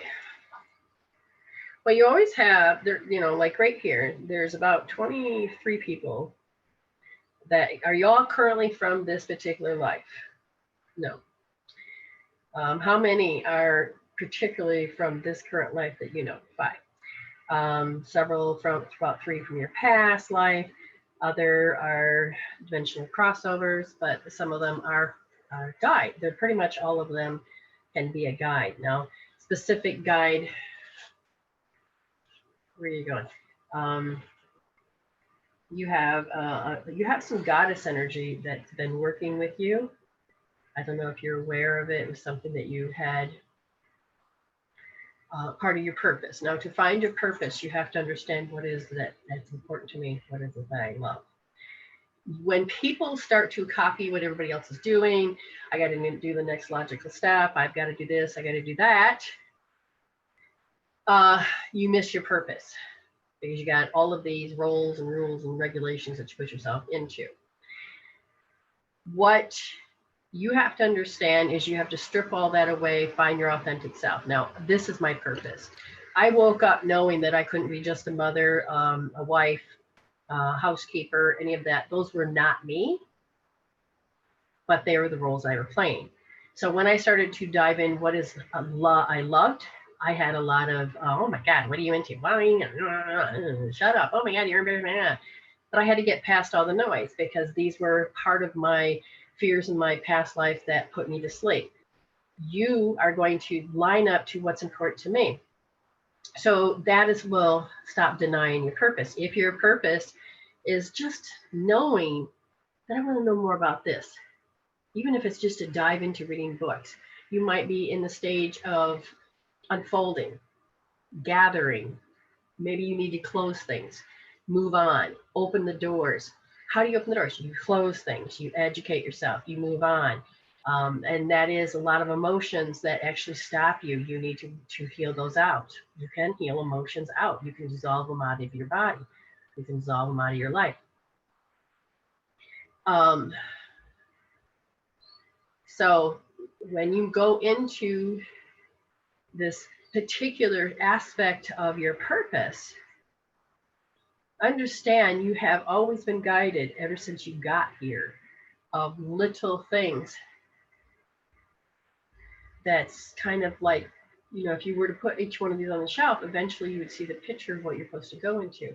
But they say right now you're over identifying with matter and you are being guided way too much of overbearing energies. And if I asked why, then they're telling me it has to do with, let's see, it has to do with, you have a past life, and it has to do with like the Hopi Indians, love of the earth. There is developing a spiritual union with earth energies. Now, during that particular time period in a past life, it was shy, gentle, and cooperative. Natural feeling for the element, especially the earth energies. There is abundant, natural energies, spiritual, mystical, and dreamy, with a loyal heart, makes others feel good about themselves. There's an interest in archaic objects, history, poetry, dance, extremely sensitive forces, senses, trends, and changes. Finds conflict highly unsettling, peaceful, loving, and generous, trustworthy, and sympathetic. Now, that is from the Hopi past life. There is a, if any of that resonates with you, understand. Now, the high priest is here, and Dale, I think, said Wiccan. So are you supposed to be more into nature? You wanted me to do, okay, if you are ready, then she wants to send an energy amulet of, apparently you are meant to wake up because of who you are meant to become. You somehow know her. So is this actually, this isn't Dale's wife. This is somebody that's from the Hopi tribe, but the energy is still the same. There's still that, like, everybody has a different belief about elements. I come from the aspects of the healing elements of the 5 that has to do with running your body. Other places have 4, earth, wind, fire, and water. To getting back to the roots of your nature of who you are.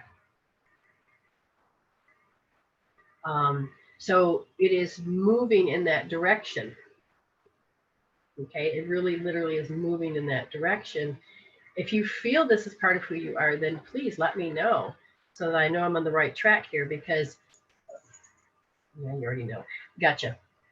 So you don't want to move forward because of criticism.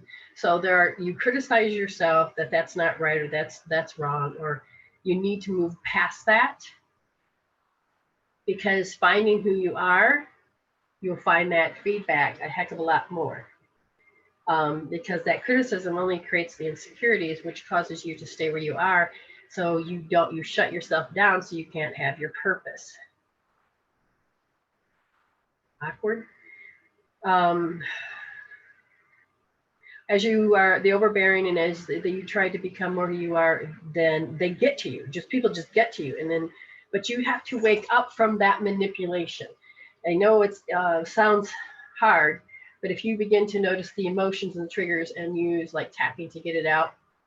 Oh, as a kid, I was scared of Indians, but a woman used to do meditation with me with a drum.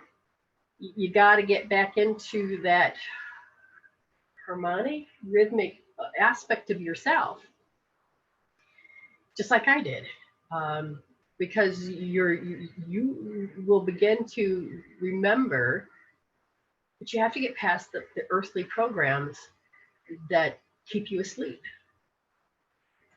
Again, they get to me, and if I ask where, they said 2 years old.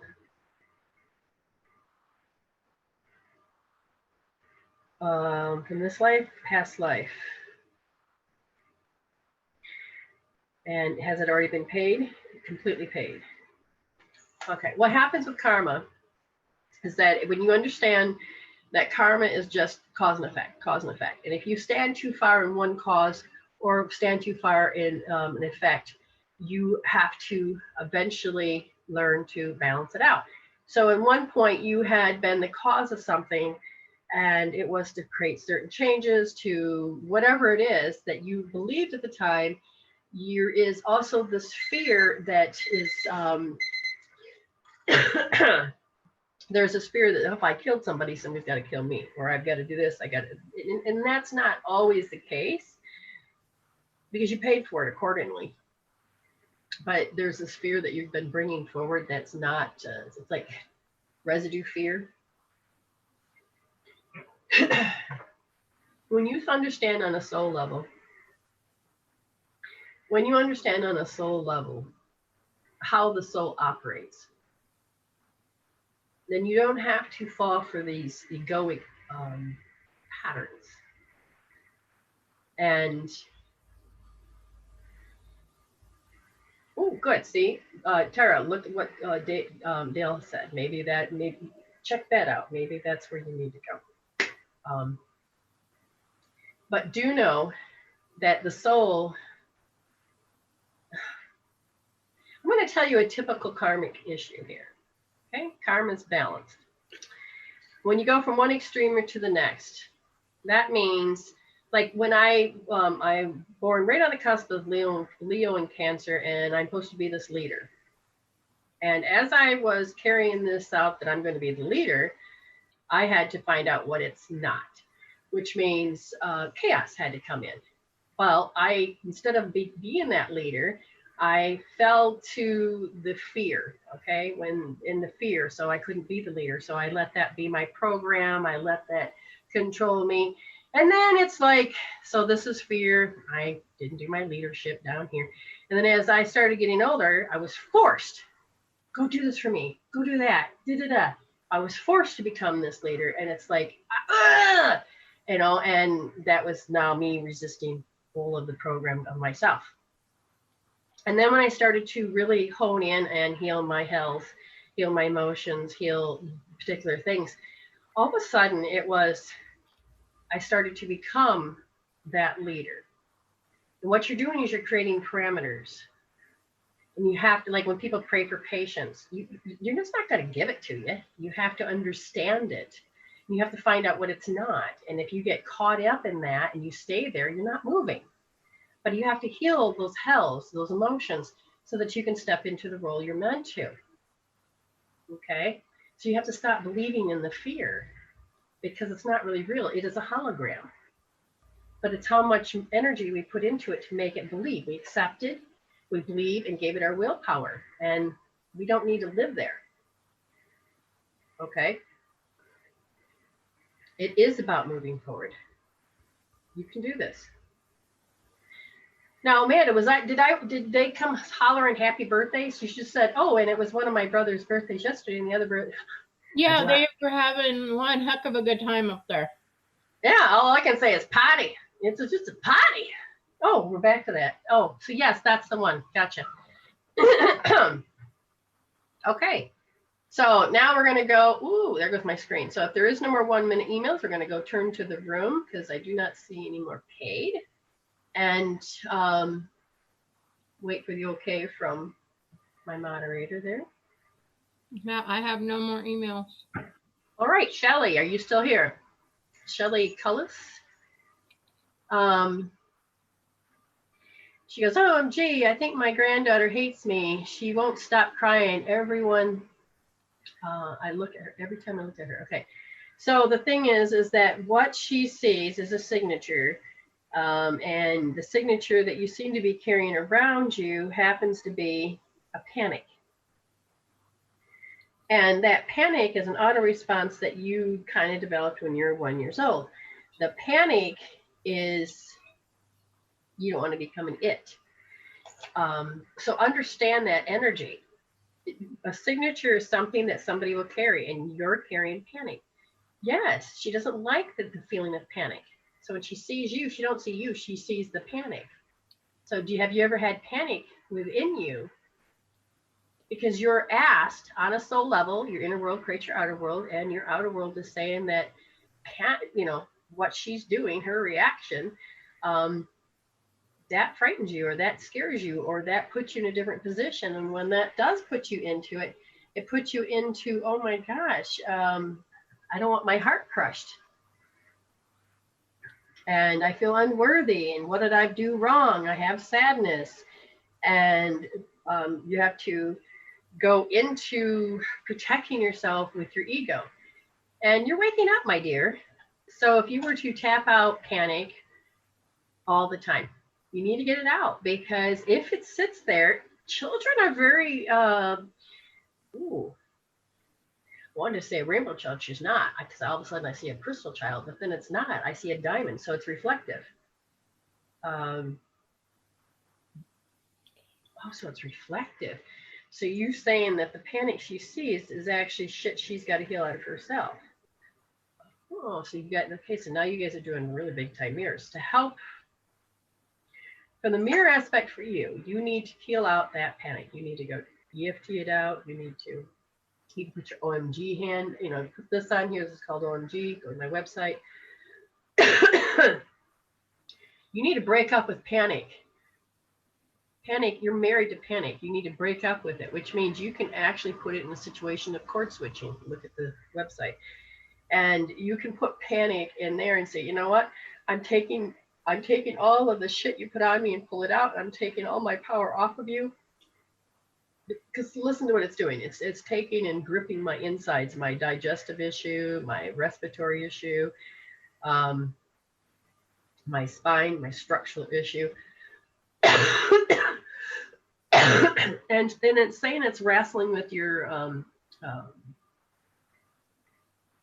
I see what you're saying, but it's more than a minute. Why are you arguing with me? I'm arguing with myself.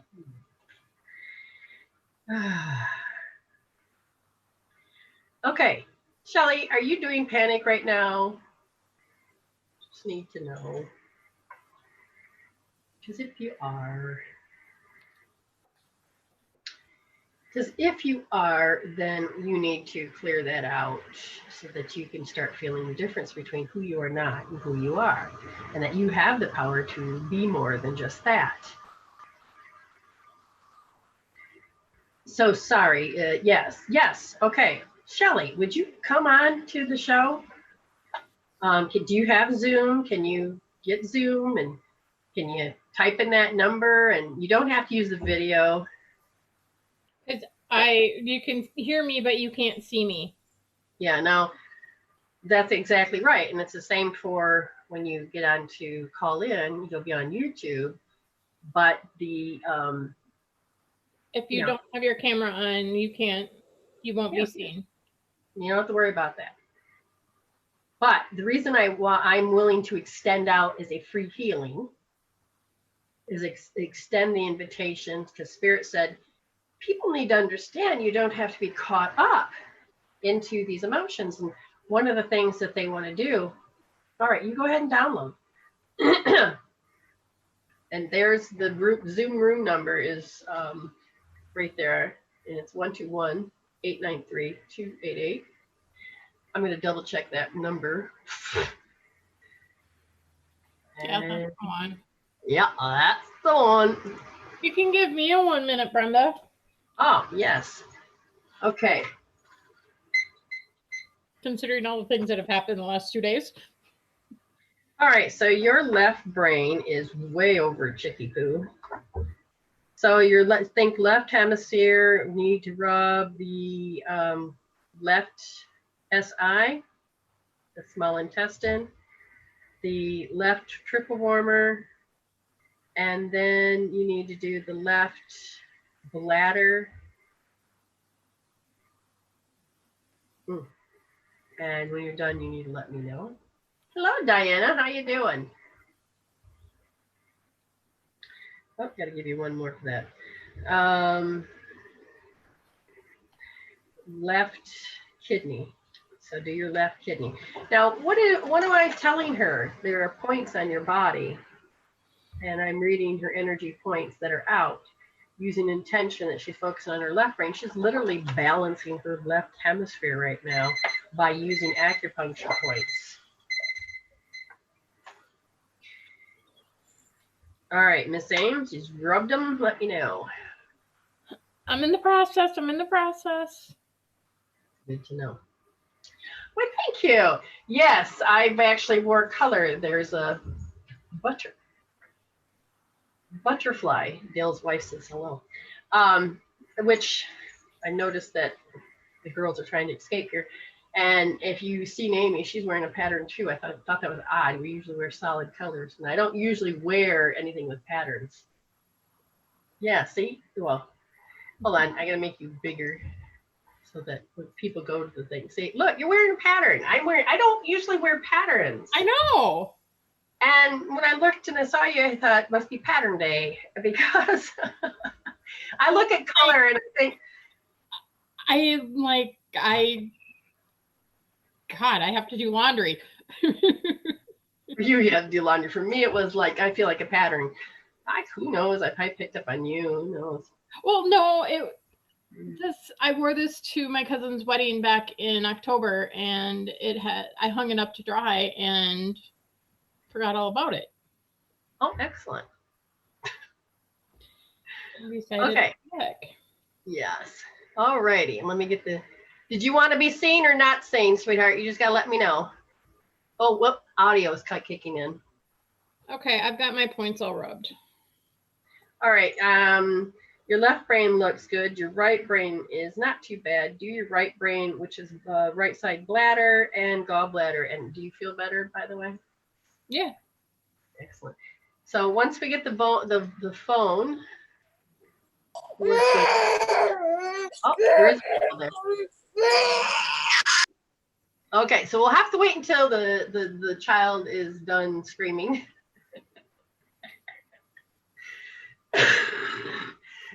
I muted you, by the way. That child is upset. Oh my God, it wants a particular outcome. Good God. It's like, give it to me now. Okay, I muted you, so okay, that's better. All right, so is it okay to have you on video? Yep. Excellent, excellent. Okay.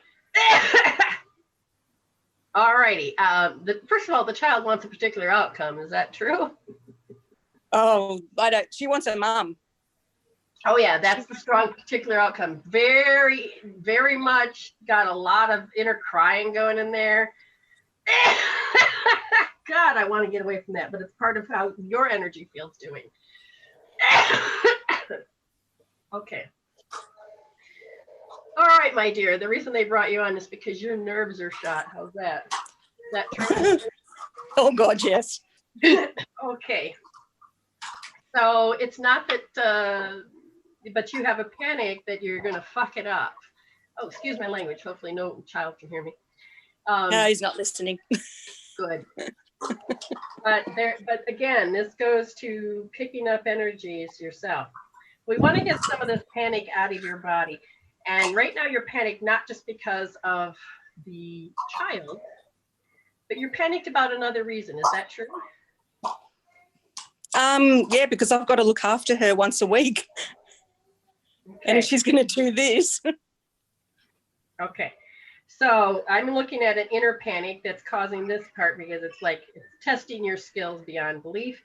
They're showing me some awkwardness. Who's jealous? Wouldn't have the clue. All right.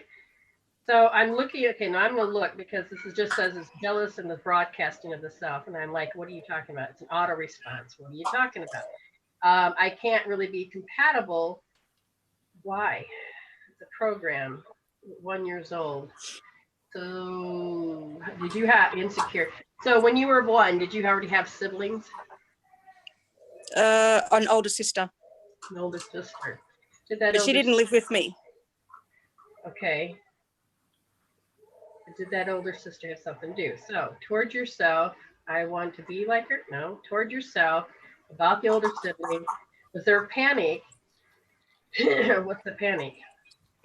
And that's part of your identity. So you panicked because the older sister wasn't in the house? No, because I didn't know she existed. You didn't even know you existed. Interesting. But there's a panic. What is this about? When you were 1 year old, your 1 year old is trying to tell me that she was petrified. Child abuse. Did you have? Oh. Yes. because it said it messed with your sanity. Wow. Okay, so this is where the crossroads are. Now my head's starting to hurt. Conscientious, right and wrong, right and wrong. And as you were developing right and wrong, yeah, okay, my God, my head's like, but I gotta forever endure this. It's like, so because you're one, of course you're not gonna be able to get out of it. That makes sense. But the jealousy is that who was taking care of you? Were they jealous of you? Oh, my mum. That's what I thought. Okay. Oh, okay, because now my lungs are starting to really man up on me. And your auto response is that you don't, as you try to expand yourself, somebody is going to, you panic that somebody is going to do this again to you. So you must not have her in your space. Is that correct? Your mother is not in your space. You haven't talked to her in a while? No, I still talk to her, but I sort of just block her out when she's talking. Oh, so that's the shield. Oh, but I still feel like you can register her big time for her Yeah. from her jealous. Okay. So, but what's Oh, interesting? she's very nasty. Okay, because again, I see like this energy between you. You're good, but then it's like when it hits this wall, I feel all this shit, darts and things hitting you. But you've gotten good at not. Maybe Henry, that. do you want to go talk to Sophie? God, that is what the child's seeing. That shit. Do you know what I mean? Yep. So in your heart, you have something that you feel like you're very vulnerable, and that you've been rejected. That's what you felt from your mother, is that you felt rejected and deprived. And when Still do. when you get into this vulnerable state with with her, the little girl, it is it's the same story. You feel like you're going to get deprived. You feel very vulnerable. So on a scale from 0 to 10, and you said absolute, hold that in your mind. And on a scale from 0 to 10, 10 being, it's true. What number is it? 10 being the highest. 9. 9. Now, I feel like you're quite busy and you're not going to be able to do this, but I would normally have you heal one way. I want you to feel your feeling of your head, the fear, the vulnerability, and all this. Okay. And what I need you to do is we're just going to end up doing rubbing some points, and I'm going to measure it because your right brain is like way off the charts. And you want to do source? Okay. So one of the things you're going to do is right brain. You see this? Can you see this point right here on the side? Right hand. And right hand. Yeah. I need you to take, and I need you to get in there and rub that. Rub it 30 times. Is it sore? Does it feel okay? Oh, Normal. She's really going. Yeah, no, that's it's not sore. Okay, just keep rubbing, keep rubbing, keep rubbing. And then the right brain is that now I want you to swap over to here, where the two bones meet together. There's a gully point. Okay, get in there and rub it. That's sore. Okay, that's the right side. Good. Keep going. Keep going. Still way over. Now come down here underneath the thumb. Right there as it bends. Okay. Oh, that's been sore for days. That's your lung. That's grief. Okay, hang in there, woman. Hang in. We're going to get your brain balanced. You focus on this. It's almost there. Not quite. Not quite. Not quite. Now, the only problem is you're going to have to get down on your big toe or your foot there. See that spot right here? Yep. Right foot. Use your right foot. It's where the two bones come together. You can feel where the V shape is. Oh, yow. Yeah, that hurts. Okay, Oh, you're going to have to rub those a lot. You can actually feel on the whole top of the foot. That's liver, gallbladder, and all that. That is about how you're walking. It's toxin buildup. It can affect the part of the brain. So you may just, okay, there, Okay, now my right, oh, Jesus, my whole body's starting to feel better now. Oh, Lordy B, that was good. Okay, now we're going to take care of the left part of your brain. Left part of your brain, we got to get this going as well. You're going to do left hand, and you're going to see where, right at the bend, we need to get in there, and you need to rub that right there. Oh, ow. Okay, anyway, rub that one a good 30 times. Oh, that's better. Okay, so now remember, left side, left side. The top of the foot, it's right at the top. It's like, see where the bend is? It's right in front of the bend. But follow the second toe all the way up and rub that on the left. It's a pretty big area. Just start rubbing that whole damn area. Yeah, I can feel it. Okay, keep doing that. Keep doing that. You're almost there. You're almost there. You're almost there. She's calming down though. Good. All right, now to do the right foot, the same spot, do the right foot. Do the right foot. Good, good, good. Now those two balanced. See, and the thing is that she can't connect to energy, and she needs to connect to energy. And as you count on your aura, all right, so now what I need you to do is you're just going to take and just kind of rub your hands together real quick. Put them on your thighs. Breathe in, bring your arms up, elbows together, make a great big figure 8, and then push your arms out if you can. Bring them together again and push it out from, and then focus right here. Just kind of make big figure 8. And then you're going to make a down by your hips. You're going to make another big figure 8. Push it out. You're going to keep kicking your mom out. And then you got to go down by your knees. Imagine your knees. And put your arms together. And now your ankles. Imagine your ankles. Go down. Connect to your elbows. Okay. Bring your hands together. Rub them again. Put your hands on top of your thighs. And now you're going to scoop up. Bring them together, don't touch, and you're going to push. And as you push this one up, that's where your head goes, and you're going to take this other one and push down. Oh, I know how to do that. Good. Keep doing that. Keep looking up. Now bring your hands together again.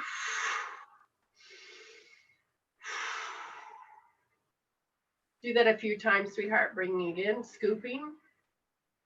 Okay. What we're doing, people, if you're looking, is connecting heaven and earth. Scoop, scoop again. One more on the other side. And then put your fingers in your belly button and your forehead. Push in and lift up. Are we closing it?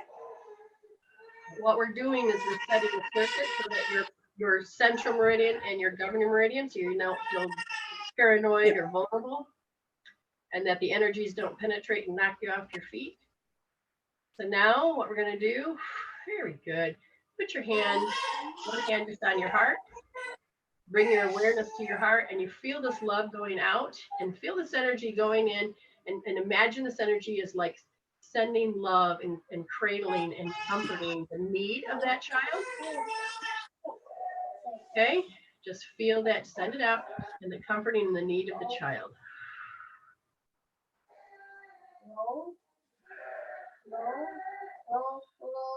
Okay, so how do you feel? Do you feel a little better?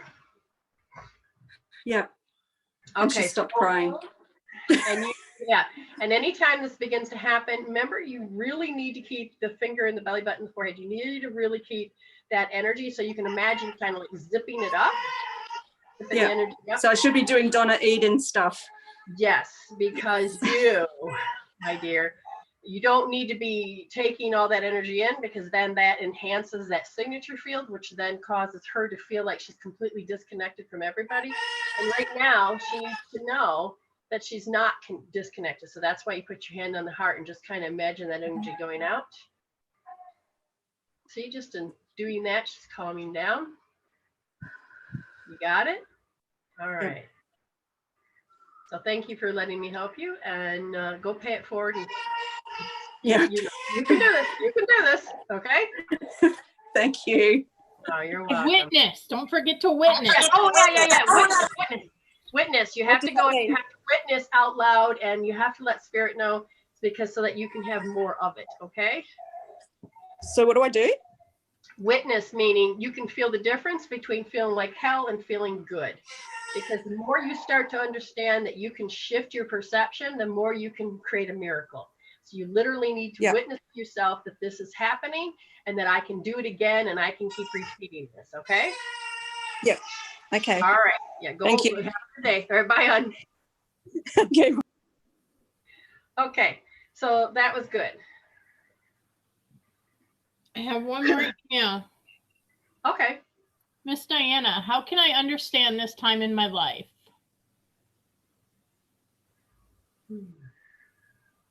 Our Diana? Our Diana. How can I understand this time in my life? Oh, all right. First of all, as you're grounding, you have to understand that when stuff happens in your space, you are contracting your energy. You need to begin to notice when you're contracting it. And a lot of people don't know they're doing that. But physically, as you contract your energy and the emotion of vivid recall and taking offense, then you go into high beta. And now that the energies around you is kind of sporadic and erratic, and as you're learning to find patience, which means you have to be in chaos, okay, as you're learning to find your peace and your center, you're learning that, so again, you're contracting it. You literally need to start pushing it out. So part of how we contract it is, one, we betray ourselves. Two, we sit there and we have these habits of being irrelevant. And if we're making ourselves irrelevant, we shrink ourselves. If we're going to betray ourselves, let other people have their way, we shrink ourselves. You literally need to learn how to take up the space that you were born to take up, because you have energy that, this is your space. I think it's hilarious when we have to do social distancing, because we're learning that this is my space. I shouldn't be ashamed of it. What's the time in the space? Okay, so the timestamp is 2:17. I go back to 2:16, just to let you know. Okay. Does that make sense, Diana? You're going to have to begin to notice when you betray yourself, when you start to shrink. Now, if there's anybody else in any of the rooms that have a question, this is your time right now to ask. My brain balanced now? Say that again? Is my brain balanced now? Yeah. Cool. Both sides of your brain. Well, and usually we would spend time to actually help her see the before and after, because it's very important to see a witness. Now, didn't I see Dale's name come in the room? I swear I saw that. Was I imagining that? I don't know. That is the child that sees the panic. Yes. The baby that was crying. Yeah. When they see it, it was interesting, because it's about a reflection, because I was going to finish that. The children that are coming in all come in with a different frequency of different levels of consciousness that are meant to help hold the new awakening of the planet. This one was reflective, because they showed me the diamond. So the diamond essence, one of the things about reflection is if she sees the reflection and instead of seeing just panic, it's the reflection. Well, the brain inside the brain is that it knows no difference. So the child thinks it has to go into panic. And the last thing that they thought the panic was about usually means it's about, here I am being dropped off again. This helps create the story of my mother doesn't love me, blah, blah, blah. She's abandoned me. And so that's part of how we set it up. But she's reflective. So I think that's interesting. I don't know if they've got a diamond essence children that are coming in. I haven't kept up with the latest on that. But that child is so attached to this particular story, it's very painful. And it's a strategy of trying to figure out how to cope, handle, deal with that energies that she had with the past life. That's what's called a marker a marker from a past life is that from the time of conception up to the age of 7, these are apps and programs you download. But the one thing that's happening with the download is that there's markers. So this age that she's at, the past life marker of the shit that she's on the unresolved story will end up causing her to feel like it's more real than necessary. Does that make sense? And so in this regard, it is looking at a past life issue as well as the soul needing to continue to learn. And Dale, once I get them, are you there, Dale? All right, we gotta get the microphones. And it might be audio, which is the upper left if you're using a phone. And down below where it says mute, no, you got that. I think it's the audio. Letting Gail, permission. can you hear us? Yeah, see, I don't know if we can hear anything either. So I'll look towards the room. He never left. I did have Zoom up. Okay, yeah, made it in. We can't hear you though, Dale. That's the problem. Is that we see the mic, it's unmuted. We see the picture, and hey, that is the energy I felt. Oh, I love that. Quarantine. Save lives, yeah. That's funny because the energy of people that I've been seeing this is, oh yeah, I have the right to be out here and do this and that. And the energy that now the labels that I've been watching, the variables, some of them people are putting quarantine, what is it, Typhoid Mary, is they feel like they have the right, and it's very interesting energy. Because I mean, I don't see it around here in Australia, but I see it when I was watching some videos of From here? yeah. And I was like, Typhoid Mary, oh yeah, I get the story. And it's like, okay, it's and then it was like every bad movie of imaginations and stories that I'm watching play out on a holographic level, and I'm like, oh my God, who's playing with that one? You know, and so amazing what we do as humans. So Dale, we're having a hard time communicating with you, and we don't understand it. So Amy, I'm sure, is going to be chatting. I'm going to double check the other rooms just to make sure. So you can learn a lot. You can watch my past videos, understand that when you, whoever purchased, this is the last day for April. So on Monday's show, I will be drawing the names. We got quite a few Hope Chest. Sunday in the United States. Yeah, Sunday in the United States. Okay. Monday show for me, Sunday show for you. And but anyways, that's when we'll pull the names. And if you, that's a lot of names. It's a lot of jar. Yeah, it's a nice jar full, and that will be dumped into the Hope Chest, and then she'll shake it up, and Spirit will pick one out. And so the more times you buy purchase a reading, your name goes into the treasure chest. So sometimes people can have up to 6 to 7 names in there. And Amy does it a unique way. She crinkles them just right so that everybody has a fair chance. So when, you know, you're not laying flat against the wall and you can't feel it. No, everybody's crinkled and everybody has this unique way of being in the box. So that's good. That's really good. I don't know. Okay. So Dale is playing with the audio, so we'll just have to wait. So yeah, if you happen to be on YouTube, you can see that the Hope Chest is up right there. Yep, right behind names. So somebody asked me what this was.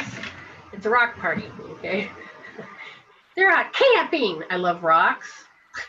So little eyes on things, and ooh, it's a campfire. So anyway, there's like little things that mean a lot. I love feathers. I love rocks. I love all this. All right. So memberships, again, some people want to learn more about how I live and how they can become more of a spiritual human. I don't mean to be cracking my knuckles, but it's just like I'm stretching. So you can, $12, $24, $36, but you get quite a bit. For the 36, you get it all. 24, you're open to some, and then 12, you're in the room so that you can actually learn and ask questions. Who's giggling? Me. I mean, why are you giggling? Betty, she's not going back in the box. It's too restrictive.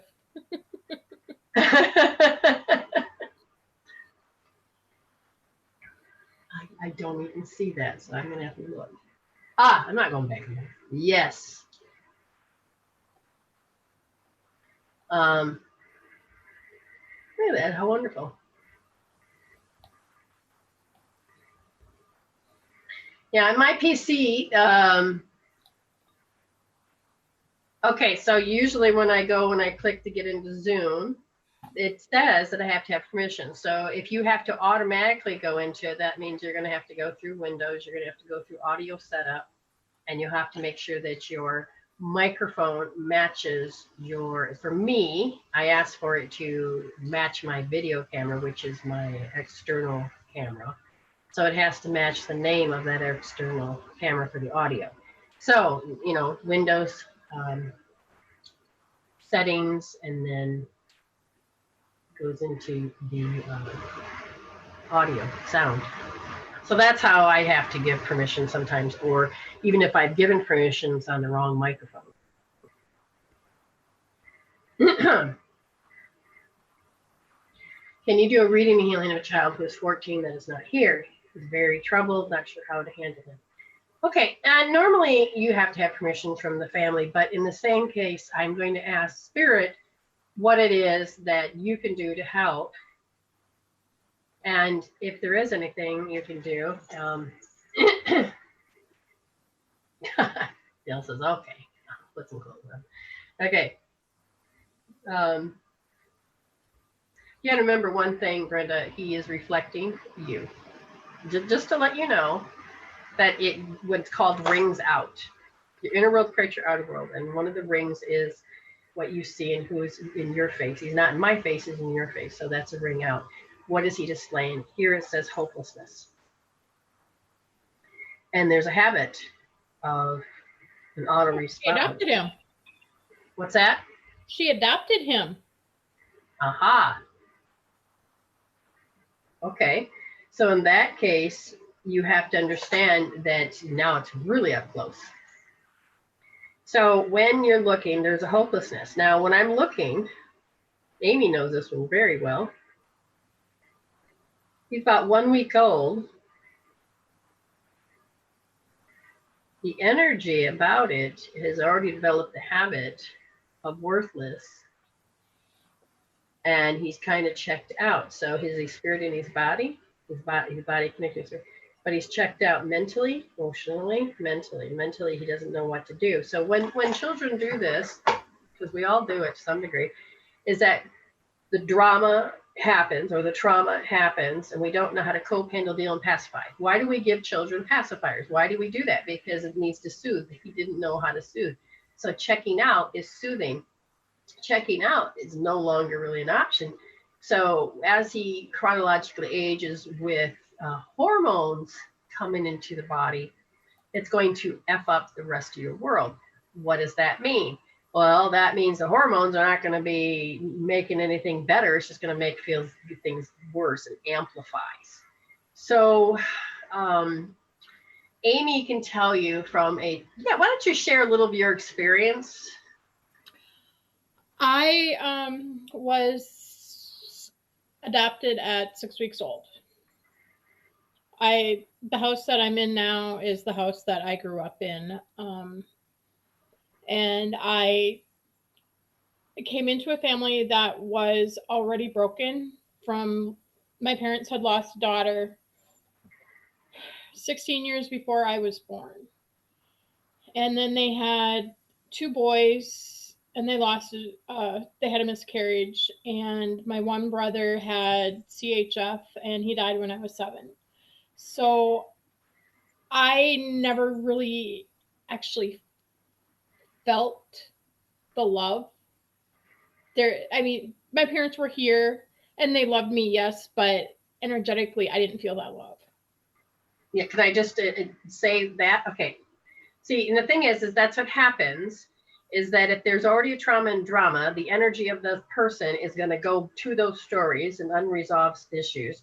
And the love equals love is I love you, but then they will get trapped back into their emotions or habits or patterns. And what does the other people see? Those. So when you believe that they're fully present, they're not. Like when my mother lost her son, I no longer felt my mother, even though I could physically touch her. The presence of her was gone. It happened with her father, and it happened with her son. So I could always, and I knew she loved me, but she couldn't really demonstrate it the way that I know that she had, if that makes sense. So go ahead, Ames. Yeah, that makes perfect sense. I mean, that's exactly how I felt. I mean, I know they loved me. I could touch them, but they weren't energetically there. They it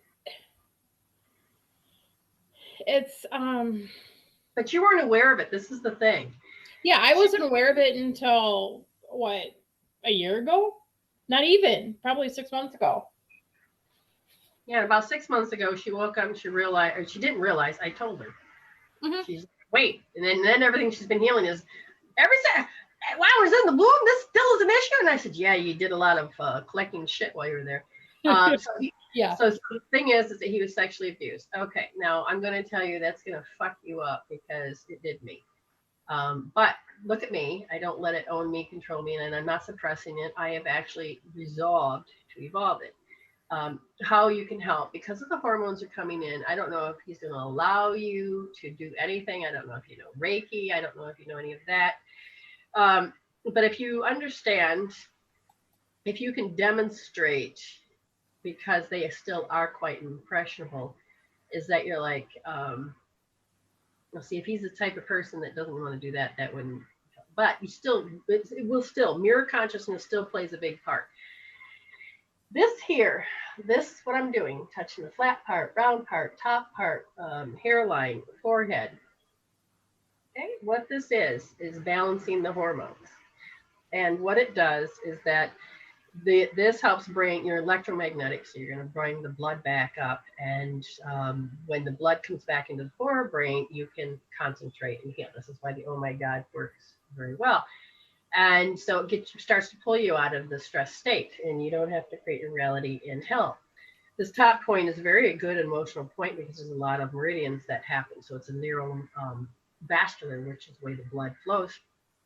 And then you have the right directly on top is the pineal, pituitary, and the hypothalamus. So it is the HP, I forgot what it's called, but whatever it is, it's the axis. And when that is discombobulated, then you can have stress and issues.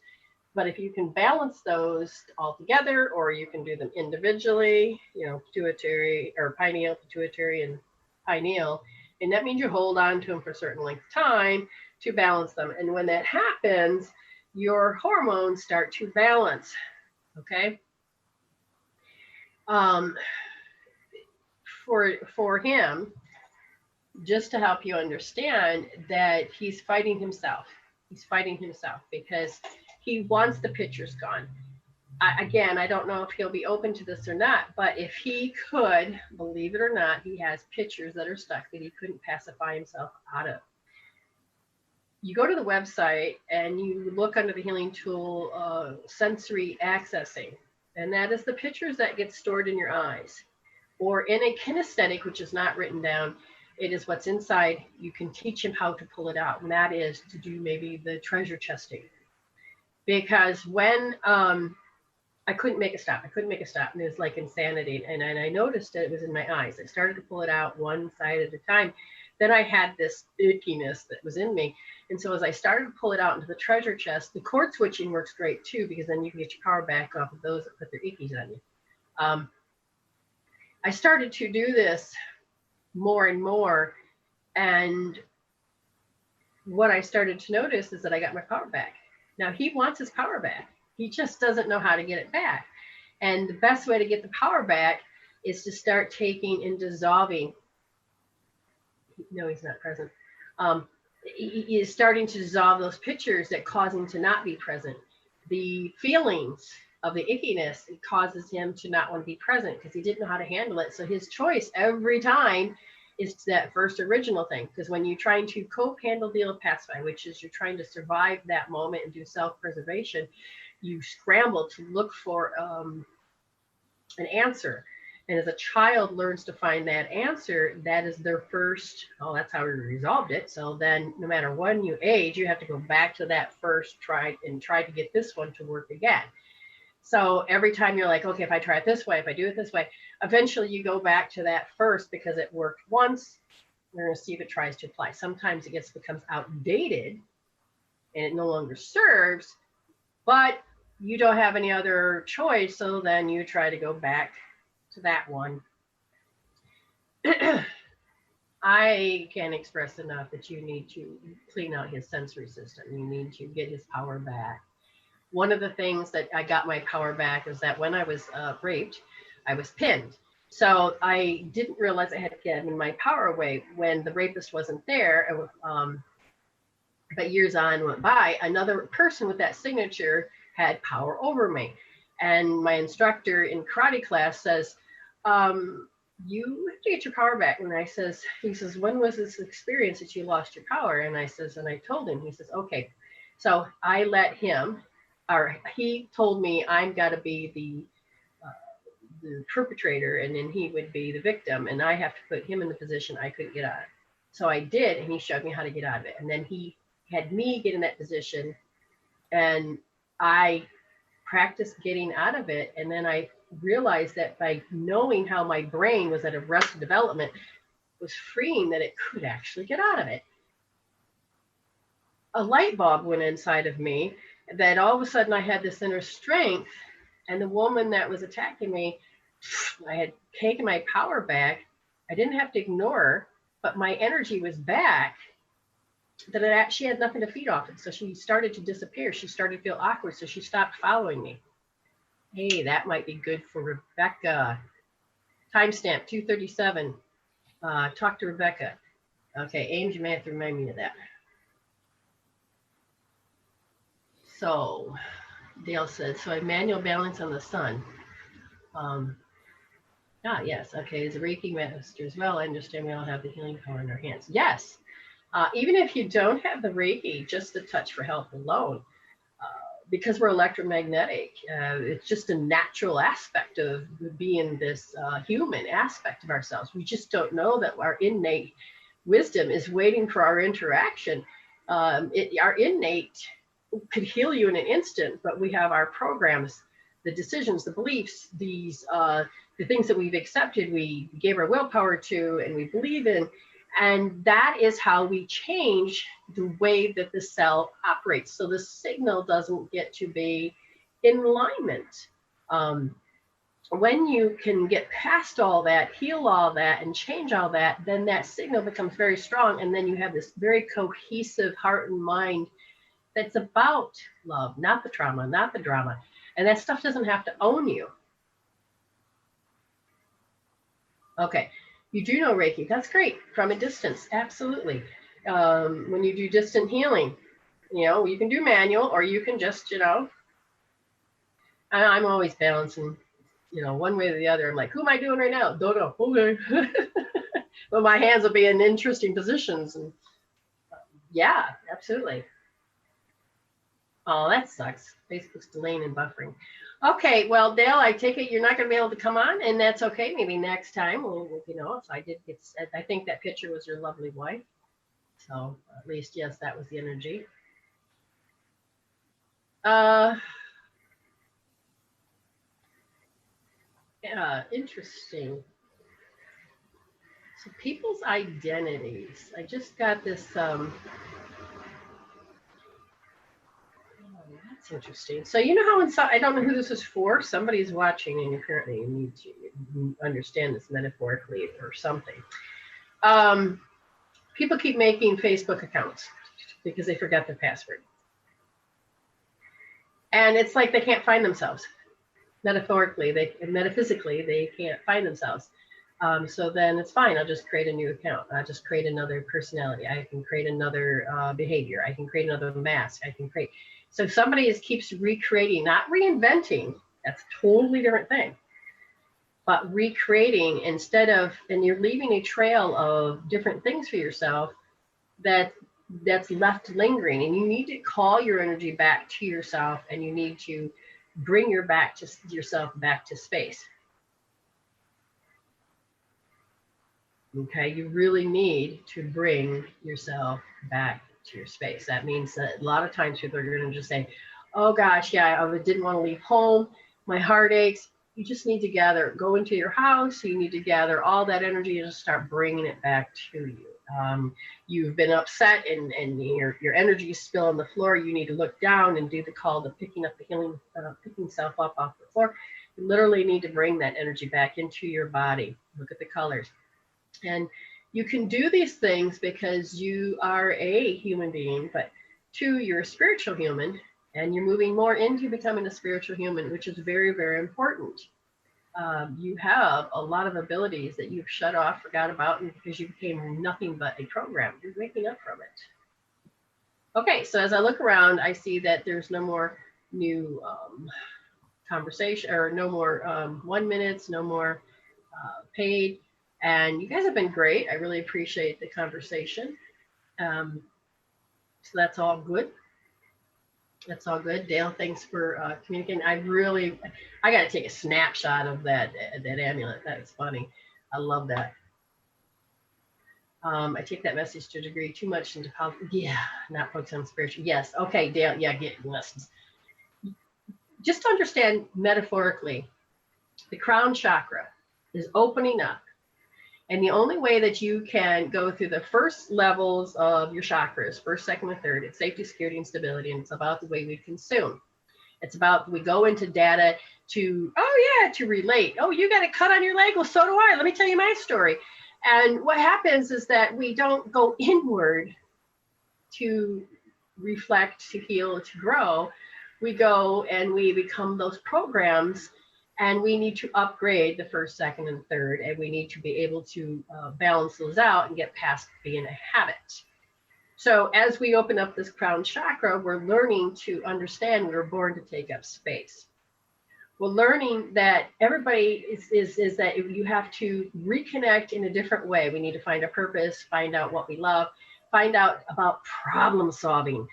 Most people that have children issues is because they don't know how to problem solve. Every child has not really learned how to problem solve. They want a particular outcome and they can't stop until they get it. Those that have trauma, their particular outcome is to free themselves of the pain that they don't know how to, that their fear says that if I hold it like this, then that's what's going to stop it, because I don't have to. So you always have to, what was it in Alcoholics Anonymous, the AAs, and something about you always have to face your demons every day or something. But we don't want you to overcome. We want you to resolve that out. And as you go into this cleansing process and this going internal, you are beginning to realize that you don't have to serve fear. You can actually learn how you can't serve two masters. You need to go inward. And you already know the power of creating your reality, but you're lining up to your new dimension, Dale, and that is, if you believe in a lot of fear and conspiracies, you're going to line up with that one. If you realize that no, it's more about spirituality, and that's just why I like listening to the confirmations that come from me is when all of a sudden Dr. Dispenza came into my life, and I learned about the brain, the quantum field, learned about manifesting, learned about spirituality even deeper. Ramtha to Bruce Lipton to Greg Braden to Amanda Lawrence to just you will come in alignment. And the more you start coming in alignment with that particular part of the knowing of the truth, not the ego fear, not the over-identifying with matter, but it is that spiritual part. And when you start to find your authentic self, and that's why I like to teach classes and help people understand their authentic self is not your problems. You're not your house. You're not your kids. You are pure consciousness. And so when you finally get back into that intrinsic intuition, minus the over-identification with matter, because ego is a electromagnetic guiding omni apparition. And when you're looking through the lens, you can see all of these choices, learning to problem solve, learning how the right brain and left brain can bring it together. And we're bringing everything back to unity, and in the left and the right and the yin and the yang, they can actually resolve their shadows out and come back to unity. And if you can teach someone how to problem solve without having to do it with fear, just resentment, killing, destroying, which is all of the first, second, and third chakras are all about. It's learning to be vulnerable, but heal your hells and get into your authentic self. Vulnerability is not the same as being an ego vulnerability. You can step into the arena and actually be able to not just hold your own, but to achieve. So it's learning about who you are and what you're not, and all those things that you're not, you can change. Okay, you really, really can. I just had someone's face pop in my mind that this fits. Okay, good. And then I found you tonight. Spiritually is the main. Yes, get back to being focused. I think that was her main thing, was the alignment. You got work to do, Dale. Interesting. Oh, thank you, Terry. Yes, I love to, Spirit loves to chat. Spirit loves to share. Now, if you love the videos, you can. You may want to join up in the membership, and eventually the classes are forming. I mean, people think that they know ego. Wait. She knows. Wait till you find out what the knots, and you wait until you find out this, that, and the other. Oh, yeah. And then you have to learn how to maneuver to become your spiritual eye, to become your spiritual human self. And it is a journey. It is fun. It really is. You're going through the hell anyway. You may as well use a tool and get the knowledge and get out of it instead of repeating it. You don't need to be the program that you were day before and the program you were day before. I mean, 90% of your thoughts are from the day before, and how you've created reality is from the day before. And do you really want to repeat the matrix and the program and time to wake up? You know? Okay. Yeah, I'd rather heal my health than to live in them. Amen to that, because it's about resolving to evolve. So what do we always like? Remember, I have lots of shows. I do 3 times a week. So next Sunday or Monday, whatever, wherever you live. Sunday night for us in the States. Yeah, in the States, it's Sunday. In Australia, it's Monday. So resolve to evolve. Heal instead of deal. Feel it to heal it. You can heal that. And as always, stay blessed. Stay blessed.